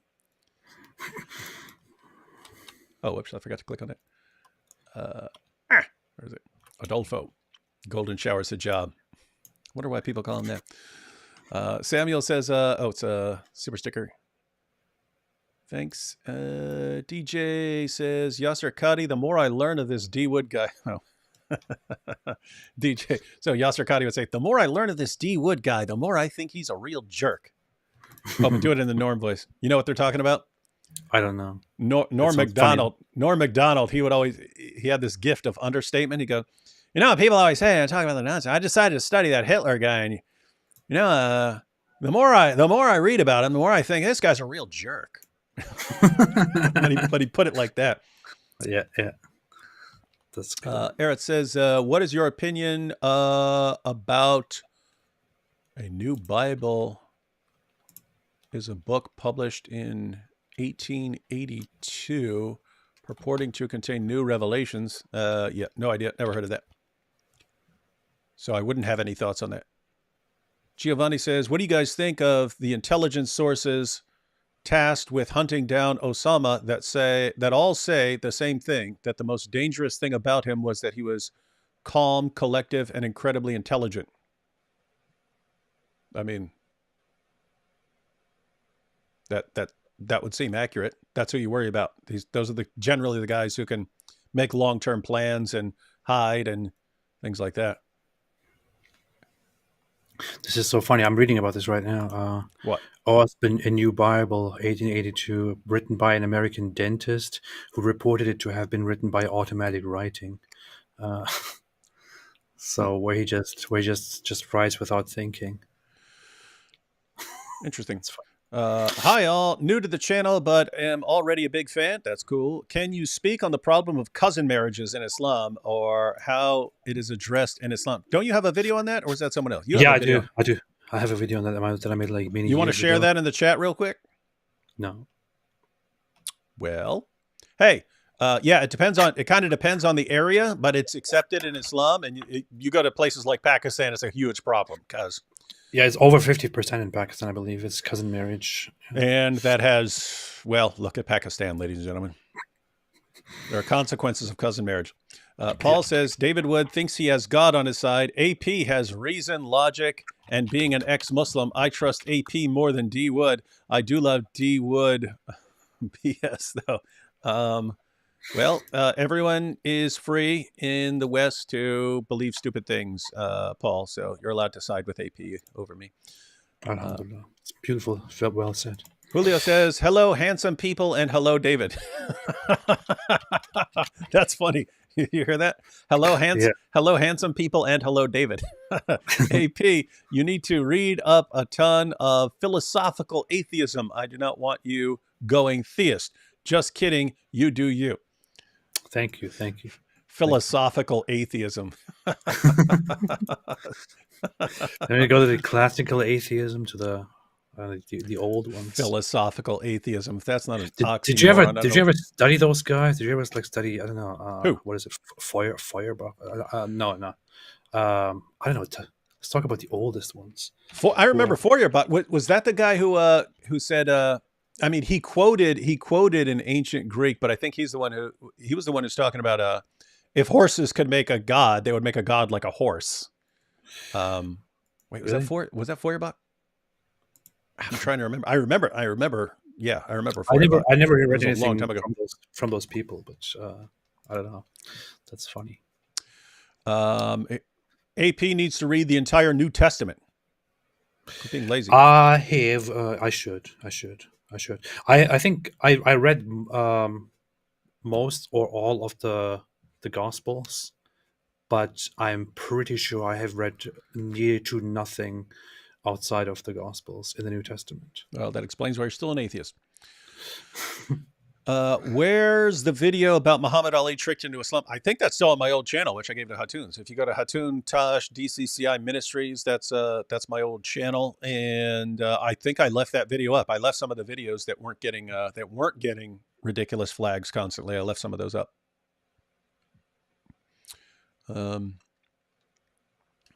Oh, hey, follow-up question, which you just answered. AP, how much of the New Testament have you read? Have you ever read the book of Acts of the Apostles or any of the letters of Paul, Peter, or John? I'm pretty sure, aside from looking up specific sources here and there when answering certain things, or just trying to find a reference to something, I looked up certain parts of those, but I never really read any of those. But I did read the Gospels, I would say. Most. I would say follow-up reading, read the book of Acts, and then go Romans and Galatians. If you want to, I shall. You want to get the big picture. David, please join the I Hate the Antichrist podcast. Not familiar with it, but I'm sure AP would join the I Love the Antichrist podcast. Yeah, I would love it. I would join immediately. Here we got it. Dawn Taylor. I missed the repentance part of her conversion. There you have it, ladies and gentlemen. You've always got the people who are like, okay, she comes from a massively messed up Islamic background, becomes an atheist, hangs out with the new atheists all this time, then declares that she's a Christian, but says, I'm going to church. I don't know enough about it. And then, she didn't get it right. Notice this is, and by true, the way, though. Why didn't she repent? Yeah, and this is a pretty natural reaction. I've seen it from lots of Christians all over the internet. But the parallel, this kind of thinking, like, hey, we cannot acknowledge any sort of progress in a person's views. You just got to be finished final product, and that's all that matters. I mean, notice it's like the people, the United States is evil. Really, what's evil? They had slavery. Like, wait a minute. Can you acknowledge that they like progressed out of it? And that was like started, like that's what it was. Like they started with what they were given. I mean, there was slavery there before the United States existed, and then it didn't last a century, and they kind of progressed. Can you acknowledge that? No. Why gotta be weren't they always perfect? You got to start off as finished final product, or shut up. Why weren't they always perfect? Justin says, as a former member of the United Methodist Church, I'm skeptical that the church will help that much in combating the influence of Islam. Yet we're not talking, dude, I'm not talking about the church the way it is now. I'm saying for some reason, when people took it seriously, they did not submit to Islam. They didn't. They just did not submit to Islam. Now, yes, your average church would bend over backwards to not hurt the feelings of a Muslim. The church itself has absorbed a ton of bad ideas. We're not saying, hey, yeah, the church as it is going to look around. It's not.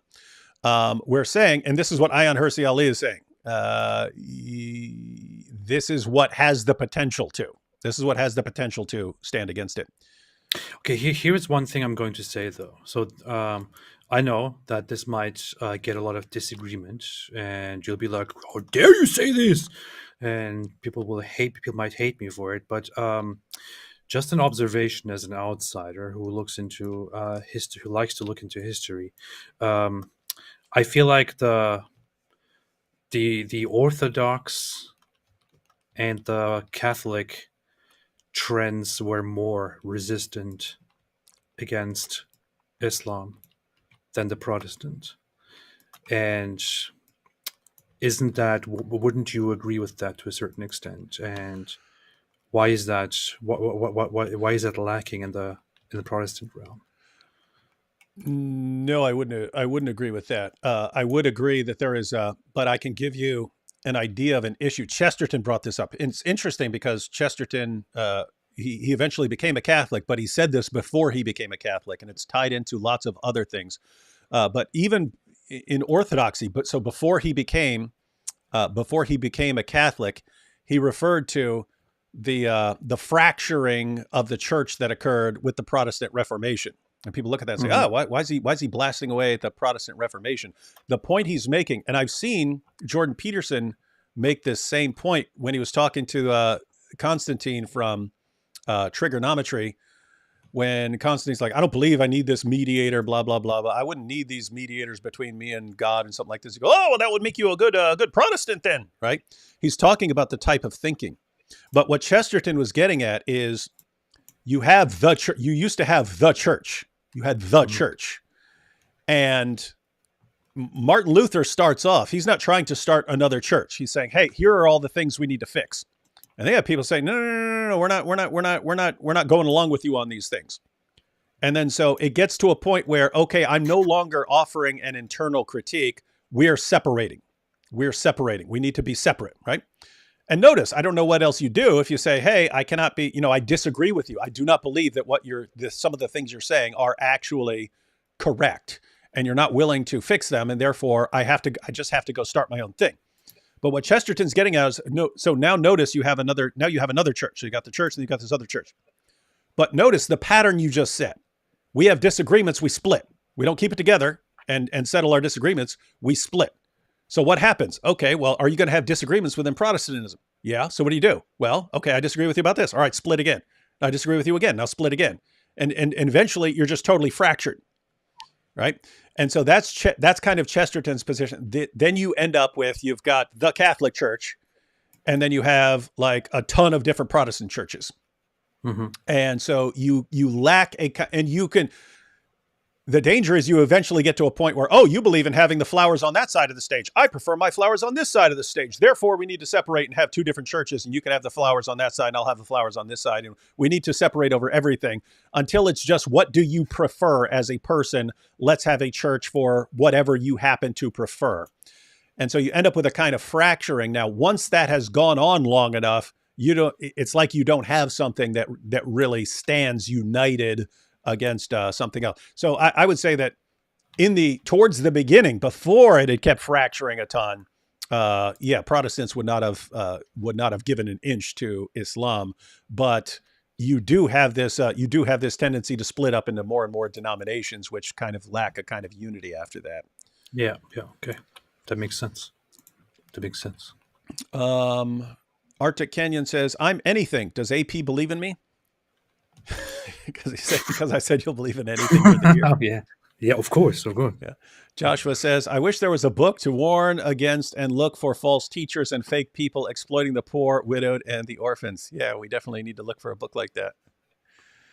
Never heard of that. AP, you need to read better atheology. Yeah, enough of this, all this negative Nancy stuff. Schopenhauer. Jason says, "Check my playlist, God's Bible Evidences, the archaeological, historical, and scientific evidences that the Bible, the biblical God is the only God and Jesus is Lord." So we've got a playlist there. Nice. Gunna says, "Notice Ecclesiastes summarized in conclusion is to fear God and keep his commandments being the whole duty of man." AP is yet to justify Ecclesiastes as his favorite, because that is the conclusion, right? So, hey, I did this, that turned out to be meaningless. I did that tends to be meaningless. I did that turned out to be meaningless. And so at the end of the day, fear God, no But obey. you know why I loved Ecclesiastes as soon as I heard it, or as soon as I read it.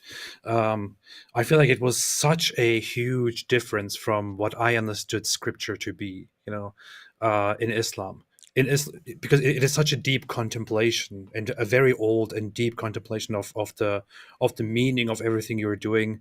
Because in Islam you don't get that. In Islam you just get, Allah wants this from you, Allah wants that from you, and if you don't believe, then you're stupid and you are sick and Allah hates you and this and that, and that's what you get. And then I open Ecclesiastes and I get an actual long and deep contemplation about why exactly am I doing what I'm doing? Everything seems meaningless, and that is not something that you can ever find in Islamic texts.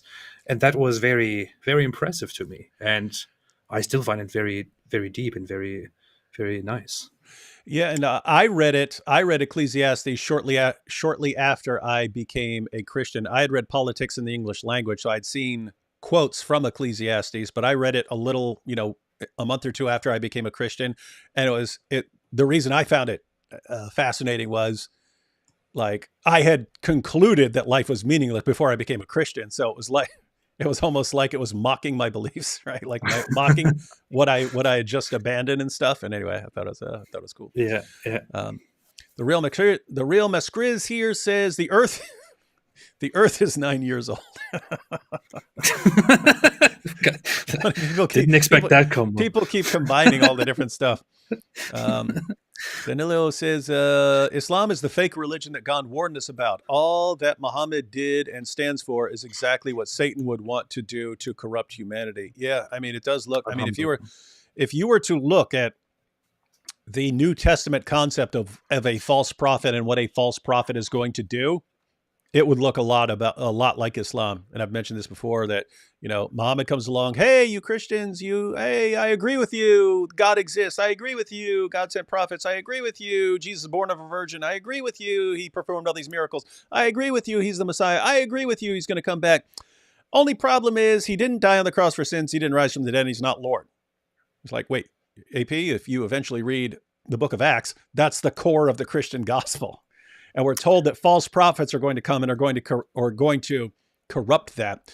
And you say, well, why not corrupt everything? Why not corrupt absolutely everything? Well, it's been pointed out, like, the job of a good counterfeiter, is to make it as much like what's authentic as possible while still being counterfeit and so on. So the response to Muhammad should be, my goodness, we've been waiting for you. You are like the perfect example of what a false prophet is supposed to be. Yeah, where have you been all our lives? You're the ultimate false prophet. The next Zakir Naik here says, David, if you watch Ken Ham and Ken Hovind, they will convince you that the earth is young. They will destroy you. Joking. Will humiliate you. He says, joking, I'm leaning towards young earth creation. And what's funny is, like, you got the people who are enraged at Ken Ham and Ken Hovind. So these are like the young earth guys. I don't know. I like them. I kind of like them all. Like, I totally like people who might disagree with me or have other positions and so on. I was like, okay, I get your point. I see. Okay. You're saying, hey, We're Genesis says this. A bunch of scientists who change their mind all the time say something else. I'll go with Genesis. I mean, Ken Ham is kind of a nice-ish guy. Well, he's also funny, and for me, that's the criterion. Like, if you're funny, I've watched and listened to Ken Ham before. He's actually Australian, and he's funny. Yeah, the thing with Kent Hovind is that he is very antagonizing, very offensive to people who hold different ideas, which is why people often, kind of reply with the very same attitude. Kale says, does AP believe that morality is relative or objective? Relative. See, that is a very, very, very, very big discussion. You're just scared of the word. No, because I don't believe that it is possible to reduce it to objective and relative, or objective and subjective. I feel like that is a complete oversimplification of things, and I lean more toward saying that morality is non-cognitive, or that it cannot be relative the way I see it, and that it is merely that it never becomes at some point, that moral values never become at some point facts, that they never become actually verifiable or true or false, no matter if we're talking about objective or relative, but that morality is entirely simply a concept, a system that humans established to deal with certain needs that they saw in life, such as the need to live together in a society. They adopted certain ideas to which they then established rules and acted as if those rules were self-explanatory or natural, or that's just the natural order of things, or my morals are better than your morals. But in the end, at the root of all of it, they are just expressions of people's feelings, of what they think is and isn't good. And some people call that emotivism, for example. That is one way of understanding it. But the issue is, I find the whole discussion of objectivism and relativism way too much of an oversimplification. Except everything you just said shows that you believe it's relative. So no, there is a difference, though. There is a difference here. There is a very clear difference here. But I would have. And that's also the thing. Like, if you look at it from the outside, you would say, well, but that is relativism. Okay, yes, you might say that is relativism, but from the very perspective itself, which is actually what matters here, it is not relativism. From the perspective, like from the non-cognitivist perspective, you could say relativism is objectively true. But I don't agree with either of them. I think they're both not entirely correct. So whatever, long discussion. I talked about this in my whole Muhammad Hijab video a long time ago, and it already took like half the video. Where you defended incest and cousin marriage? No. That's what I heard from them. Anyway, Abdu says, I think the genealogy of Jesus in Luke 3 is proof for a young earth theology. A young earther might say that, but an old earther would say there's more evidence involved that you have to consider. Mm-hmm. Super chat from Snipe. Comment Mars. Super chat. Giovanni, almost done here. Giovanni says, have you guys read Milton's Paradise Lost? If so, what were your thoughts on it? I had to read, I don't remember if we read the entire thing or just parts of it, but yeah, I had to read a bunch of that in high school. Yeah, I don't remember my thoughts on it. I wasn't into that kind of poetry back then. You ever read Paradise Lost? I never read it through. I mean, I know about it, but I didn't read it. Recall, that's where I think that's where Satan says it's better to rule in hell than to reign in heaven. Very based. Based Satan, based devil. Notice AP always notice who AP always sides with, ladies and gentlemen. No, earlier I said Christianity is based. Remember? Oh yeah, that's good. I gotta cut that part out. Yeah. Tom says, love you, AP and David Wood. Love your videos and hope you both are doing well. God bless. Alhamdulillah. Thank you, Mars again. Let's see. David, do you know Israel caged 30,000 Christian refugees from Eritrea in a desert detention center because they are not Jewish? You familiar with this, AP? Pretty sure it's not because they're not Jewish. Yeah, it wasn't. It was. I think it was because they were basically migrants who went there, right? Something like that. And they were like, yeah, you can't just move in here. Yeah, and I don't know. I would have to look into that further, but yeah. I was in Israel. There were Christians all over the place. There were Christian street preachers standing on corners preaching the gospel and handing out tracts. There was also this whole conspiracy theory that Israel banned the Bible, Israel banned the Gospels, Israel banned this and that. It's like it never happened. It was one guy from a far right religious group suggesting such a thing, which was then criticized and shut down immediately, for example. But people like to just. Yeah. The Real Mess Chris here says, Dear AP, greetings from Paul. Which Paul's that? The Apostle Paul? I think so. Antonio. Let's see. Daphne. Hi, David and AP. Watching you guys from Malaysia and love it every time you guys do live together. Keep it up. Oh, we will. Christine Live says, in the Catholic faith, we believe Mother Mary is instrumental in converting the Muslims as they seem to have reverence for her. Would love to see you do a video on the well-documented apparition of Our Lady of Zaytun in Egypt. Love you guys. That's interesting. I hadn't thought about that because they do, Mary's the only woman mentioned by name in the Quran, and they've got an entire book about her. So yeah, I hadn't thought about the role of Mary in preaching to Muslims. Now you need to read more, AP, The Future Christian. How dare you? I read everything. Everyone's got reading lists for AP. Like there's been like 20 things you're supposed to read here. Tom S says, what's your opinion on the Matrix reincarnation soul trap? What? Not familiar with it. Justin Smiley, as a Christian, I worry about the continuous splitting, and yet I split from the UMC. Is there any closing of that leather strap? Yeah, that's a rough one because again, I mean, Chesterton, he became a Catholic. He said it before he became a Catholic, but he acknowledged the issue. Once you start, I mean, on the one hand, there's kind of a slippery slope fallacy. You can't say, okay, if I split it all, then the danger is we'll just split into a million little pieces. But I mean, it is an issue, and what the result is. And it doesn't just happen in Christianity, but it has an impact on everyone else in Western society. We have this disagreement, so we split into two things. It is not an internal critique and an internal discussion. We just keep splitting.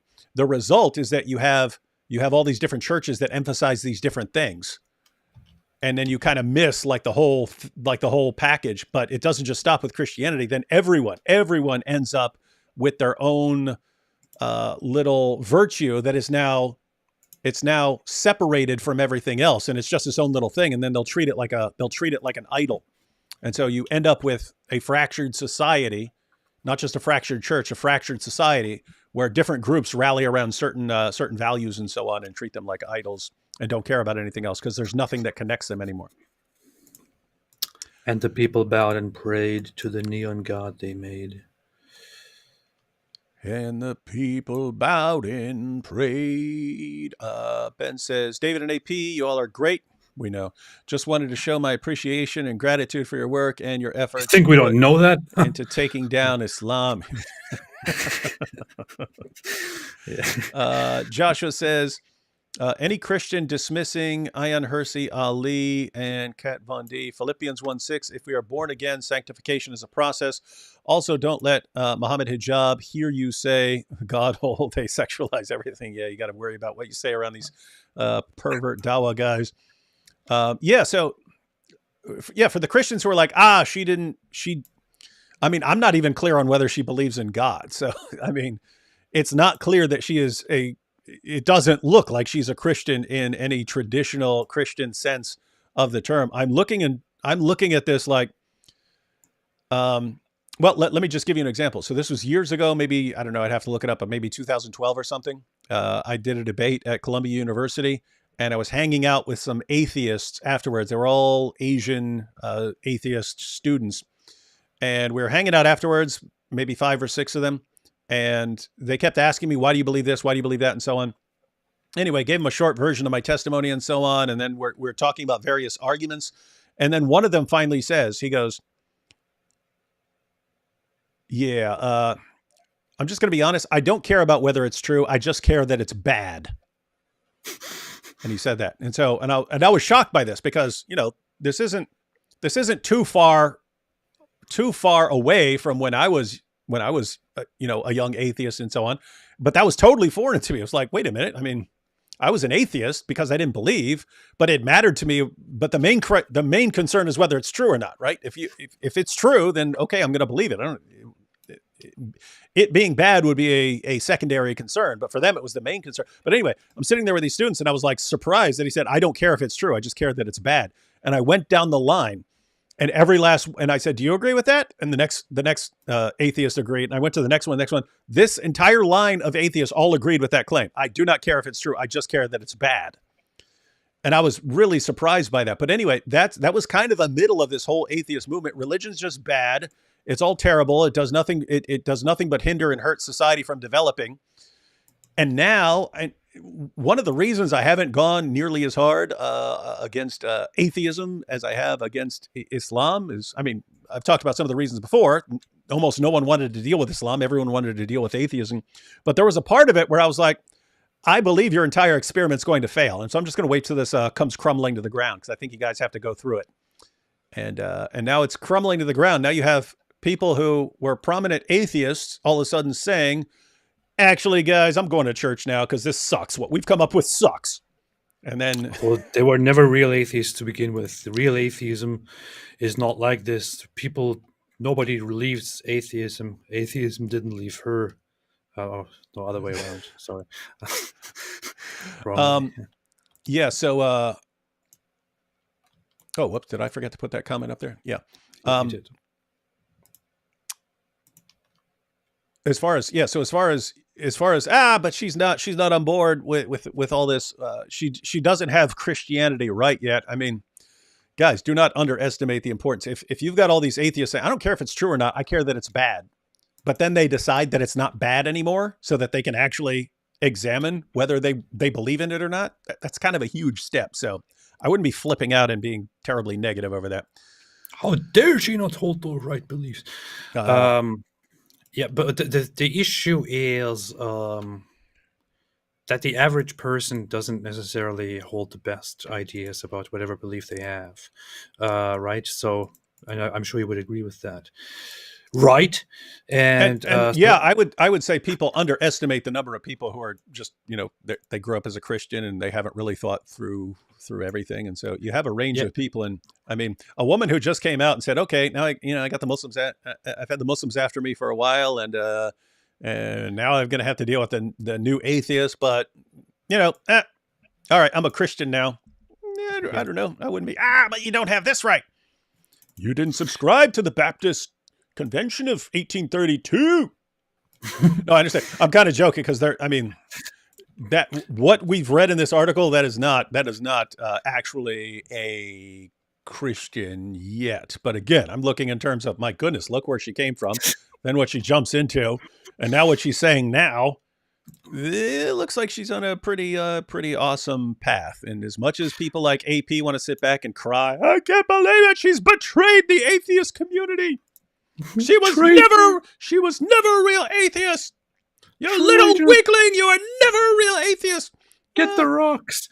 So the thing is also with many of the atheists, especially with the whole new atheist trend, lots of people, lots of them, I would say that their idea of atheism is not necessarily grounded in in questioning the nature of things, in questioning the world, and concluding, you know what? Nope, it doesn't make sense. I conclude hereby that there is no God. Mm-hmm. It's more a sensational thing. It's more of an emotional issue, more like a rejection of the moral aspects, uh, more like going with the trend, more like saying religion. What do you think this is, 19th century? Yeah. So yeah, Yeah. it's most people don't like hold the best Yeah, there's lots of reasons to have certain beliefs. yeah, there's lots of superficial stuff going on where people just kind of go along with the crowd they're in, or what's popular at a time, or something like that, or something they saw on a YouTube video, and it's not a lot of Yeah. depth to it. And that's true of a lot of people. That's true of people from a lot of different backgrounds. I will say, kind of, that I mean, what she's saying, again, you have issues here, but she's not terribly far off from certain things in the history of Christianity that Christians generally like. I mean, think about like Pascal's wager, where Pascal, who's one of the pioneers of probability theory, says, hey, you don't believe in God? Suppose the odds were like 50-50 of whether God exists or didn't exist. Then, theoretically, you wouldn't say you believe in God because you believe it's just like a 50% chance or something like that. But think about it. If you believe in God and follow God and it turns out to be true, then you'd get eternity. If you follow God and it turns out not to be true, then, well, you haven't lost anything because it's just pointless anyway. But if you don't follow God and God is real and so on, then, I mean, you've just lost a lot. You've lost a lot. You haven't been following the truth. And so he puts everything in terms of like betting categories. Like if you could wager a bet, and you had a chance of an infinite payoff, you should take that bet. If I said, hey, I'm going to put $10 down, I might win some infinite payoff, you should take that in a heartbeat.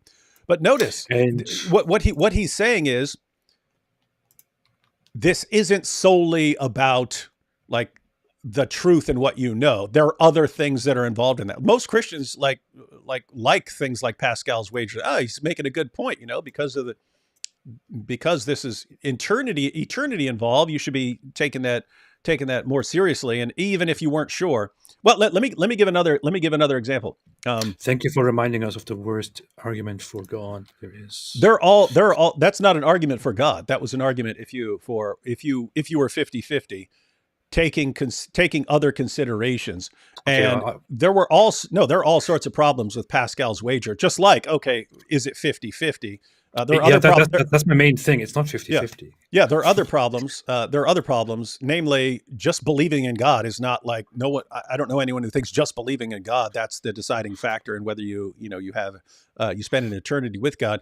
But the relevant issue there, because you could modify the position to get a better argument. But what he's advocating is called, I think if I recall correctly, it's been a while, but I think it's called doxastic voluntarism, meaning you can decide what to believe. I can just will myself into believing certain things that I want to believe for other reasons. And I had a discussion of that in my dissertation. I think one example I used was, imagine a scenario where your daughter is kidnapped. And suppose police tell you after she's been kidnapped that 80% of the time after a girl's been gone a certain period of time, she's been killed, and only 20% of girls are alive after a certain amount of time. And so your daughter's been gone this amount of time, and so there's a 20% chance that your daughter is alive. Statistically, it's a 20% chance. Should you, if there were like a switch that you could flip to believe that your daughter is alive, should you believe that she's alive, knowing that there's a 20% chance that she's actually alive? I think you could make a case, and this would be doxastic voluntarism, which is like you decide what you want to believe and you believe that. I think you can make a case that you should believe in that, even if it was only a 20% chance. The reason would be, if you know that you're going to, on the 20% chance that she's alive, if you know you have a much better chance of finding her if you are convinced that she's alive, you're better off believing that she's alive until you find out otherwise. And this is people who are searching through rubble after an earthquake or something. They say the same thing. They say, hey, we have no evidence that anyone's alive under there, but we have to search as if people are alive under there. And so the point here is there can be other factors other than what evidence do I have that this position is true? And let me go solely with the evidence. There are considerations. There are considerations like, hey, what does this lead to? Does this lead to the kind of world I want to be in? Is this capable of standing against the threats against me, and so on? So yeah, she's definitely missing some things as far as what we've read. But anyway, I said this towards the beginning. It's like, okay, here are the requirements for being a Christian, but I mean, in terms of deciding your beliefs, there are other relevant factors that need to be taken into account. And again, Pascal said that there are other factors involved. And the people bowed and prayed to the neon god they made. Mei Yin says, "Keep up the good work, guys." No. AP will keep up the horrible work. I'll keep up the good work. What a response to the comment. No. Hello outside. Luke 11:23. Whoever is not with me is against me, and whoever does not gather with me scatters. So AP is scattering. Daphne says, "Hey AP, how did you learn Hebrew? That is weird. I'm curious as I'm a polyglot myself and would like to learn this language." I didn't learn it. I was just trying to read it, and I was actually cheating doing that. So yeah. Cheater! I wish I learned it. I mean I can read the Cyrillic or Cyrillic, whatever you want to say it, the Russian script. I read the Arabic. I can read some of the Japanese scripts. I learned at some point for some reason to read these different scripts without actually learning the language, which is very funny. But yeah, no, I can't speak it. Here we have Mrs. Apostate. What's more likely, AP to become Christian or David to become Roman Catholic?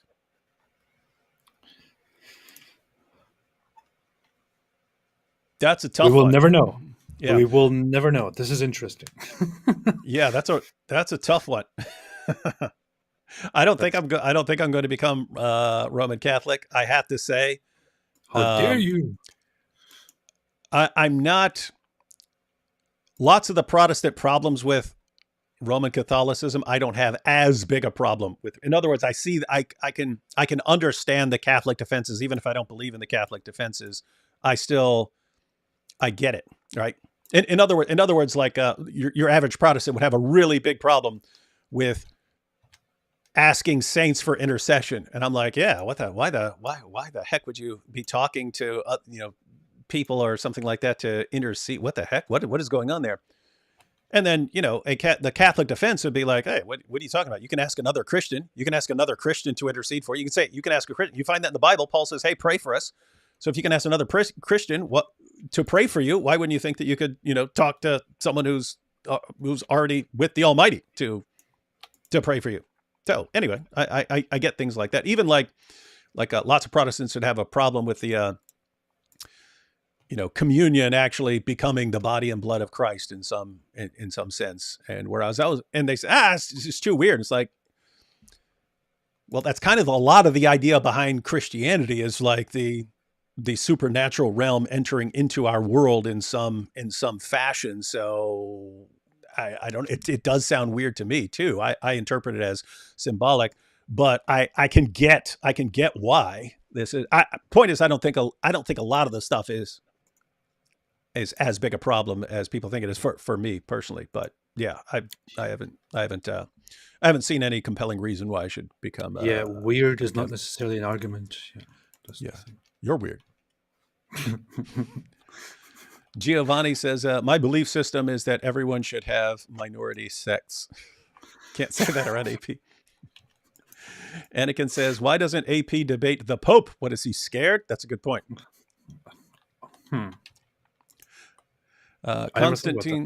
Constantine says, atheism is cringe. Therefore, all arguments for atheism are cringe. Being cringe is bad. With this powerful apologetic, AP must now renounce his atheism.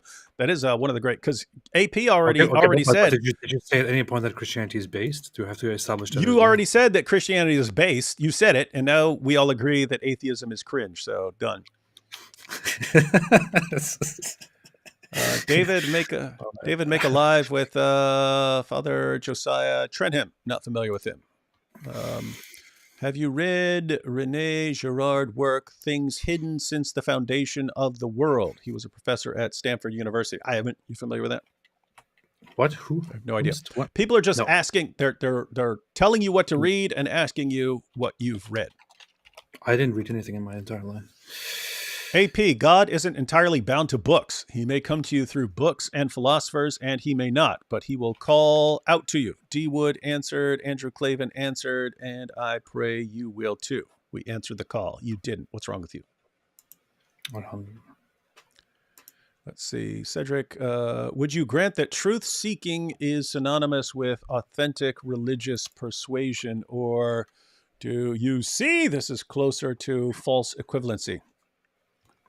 This is an interesting question. What do you think? I'd have to think about it. I don't like blurting out answers, unlike you. Truth-seeking is synonymous with authentic religious persuasion. You could say that's what you mean by it.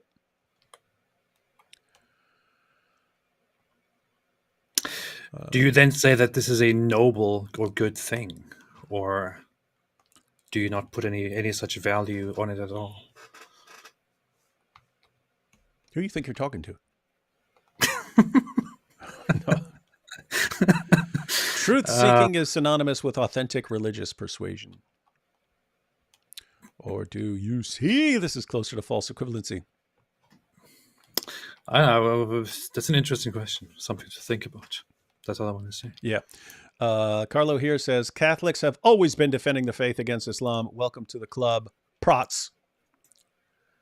Yep. I would say part of the reason this was more, so Catholics were doing this before you even had the Protestant Reformation, but also the countries that were involved, even after the Protestant Reformation, Spain, France, and then on into Eastern Europe, those were Catholic countries. So they were more on the front lines, let's say. Although Eastern Orthodox were there too. But yeah, Protestants tended to be more up north. Yeah, but Orthodox were the first who encountered, you could say, Islam, and they experienced the aggressiveness of Islam the harshest, endured it the longest, and even today, I think generally among Christians, the Eastern Orthodox world is the most rejecting, unaccepting of Islamic influence. It might have to do with the history. I don't know. And but I think it's all the geography. I would have to think about this a little more because I'm not just going to say, hey, because I'm not Catholic, I wouldn't make these points or something. But notice, just based on geography, if Catholics and Orthodox are the ones who are dealing with Islam on the front, so they're dealing with Islam as a threat on the front line, but Protestants who are up north, they're dealing with Catholicism as the concern. So I think what you could potentially say, and we need someone who's more of a historian than I am. I'm just thinking about it as far as ideas are concerned. If Protestants are not nearly as concerned with Islam because it is not as much of a direct threat to them, and they're more concerned with Catholicism, I think you could posit that ultimately leads to places that aren't nearly as that don't view Islam as much of a threat, and therefore this could potentially lead to being softer on Islam in the future. Mm-hmm. Yeah, I have to think about that a little more. Matter of fact, you got this right here. Antonio says Catholics were more active versus Muslims. No, I just said that. Now Protestants are more effective because they act on their own. If the Pope were to criticize Islam, anti-Catholic backlash everywhere. That's true. Mm-hmm, mm-hmm. That's true. Truth Hunter here says the ages of people, we're back on young Earth. The ages of people, Adam to Noah, makes sense within about 1400 years. When they had the next generation, they wouldn't be 900 years old. The Bible says each was around 100 when they had the next in line. Eli. Hey, Eli. How you doing? You going to EPS? I'm going to be there. Eli says, to believe in Jesus is to give up what you can't keep, to win what you can't lose. It's a win-win. Love you both. See there? Thank you. That's Eli's wager, like Pascal's wager. Joshua here, almost done. Quarter for D Wood. That liar sound you play is hilarious, but what is it from? You both have a better soundboard than every radio station. Yeah, that's from Princess Bride. What is Princess Bride? Oh, you got to watch Princess Bride. You'll love it. I have a pretty good idea of your movie taste. It's a little different from a lot of the stuff you talk about, but yeah, phenomenal. But in that one, the guy dies and they bring him to Miracle Max to bring him back, and his wife accuses him of lying to cover up true love. Anyway. Oh, yeah. Awesome movie. You should check it out. Nice. And let's see. Whoops. Oh, yeah, I already saw that. And the last one, Helen said, it's a super sticker. All right. Wow. We've been on for a long time. We got through the super chats, everyone. But, I think we're going to be seeing a lot more of people who were hostile at some point to certain ideas. Hopefully rallying around some better ideas. I'm wondering if there's anyone else we can think of who should follow this pattern of from Islam to atheism to Christianity. If you can think of anyone, let me know. Nobody comes to mind. AP, final thoughts on all this before I close out? I would say, this is all I expected, of course. So what do you expect from somebody who was never really a true atheist to begin with, and who never really, thought about anything, doesn't know anything, it's all emotions. But aside from all of that, yeah. Of course, all of that is nonsense. I do appreciate the perspective that Ayaan Hirsi presents, and I would say that I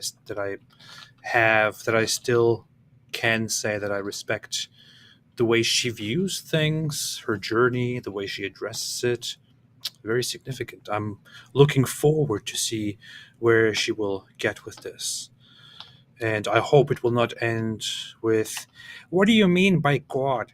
What do you mean by do? What do you mean by you? What do you mean by believe? What do you mean by in? What do you mean by God?" So what she's doing right now is definitely better than that. But we'll see.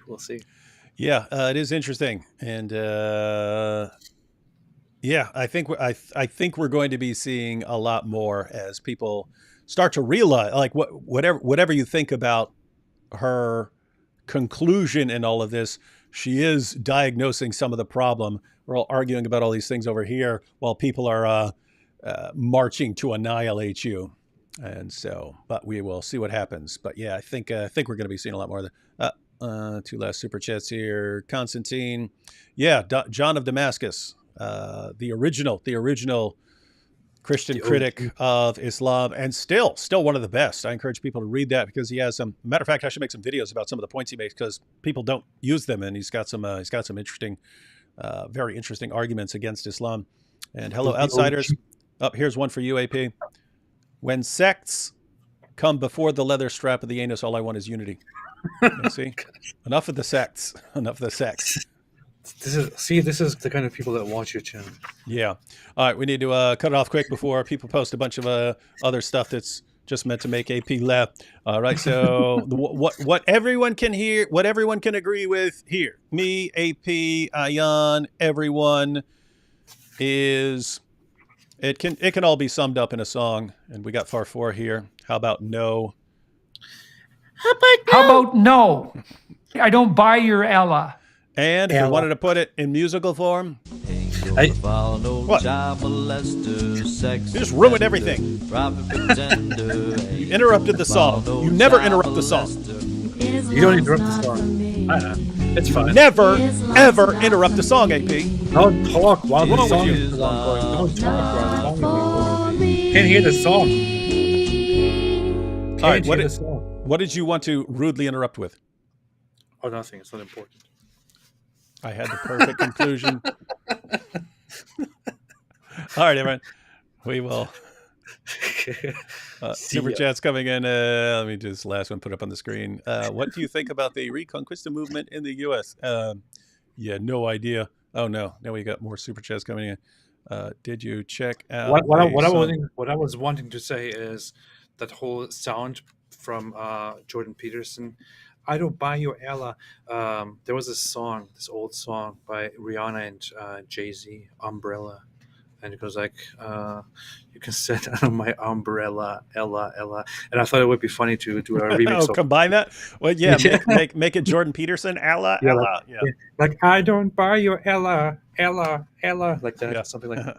Would be a good remix. We come up with too many good ideas. In fact, if people just Yeah. watched us and they saw the ideas that we blurted out and then forget about, and they actually did them, they would be very, very. Yeah. They would have very, very popular channels. Yeah, All right, yeah. everyone. We'll catch you all next time. See ya.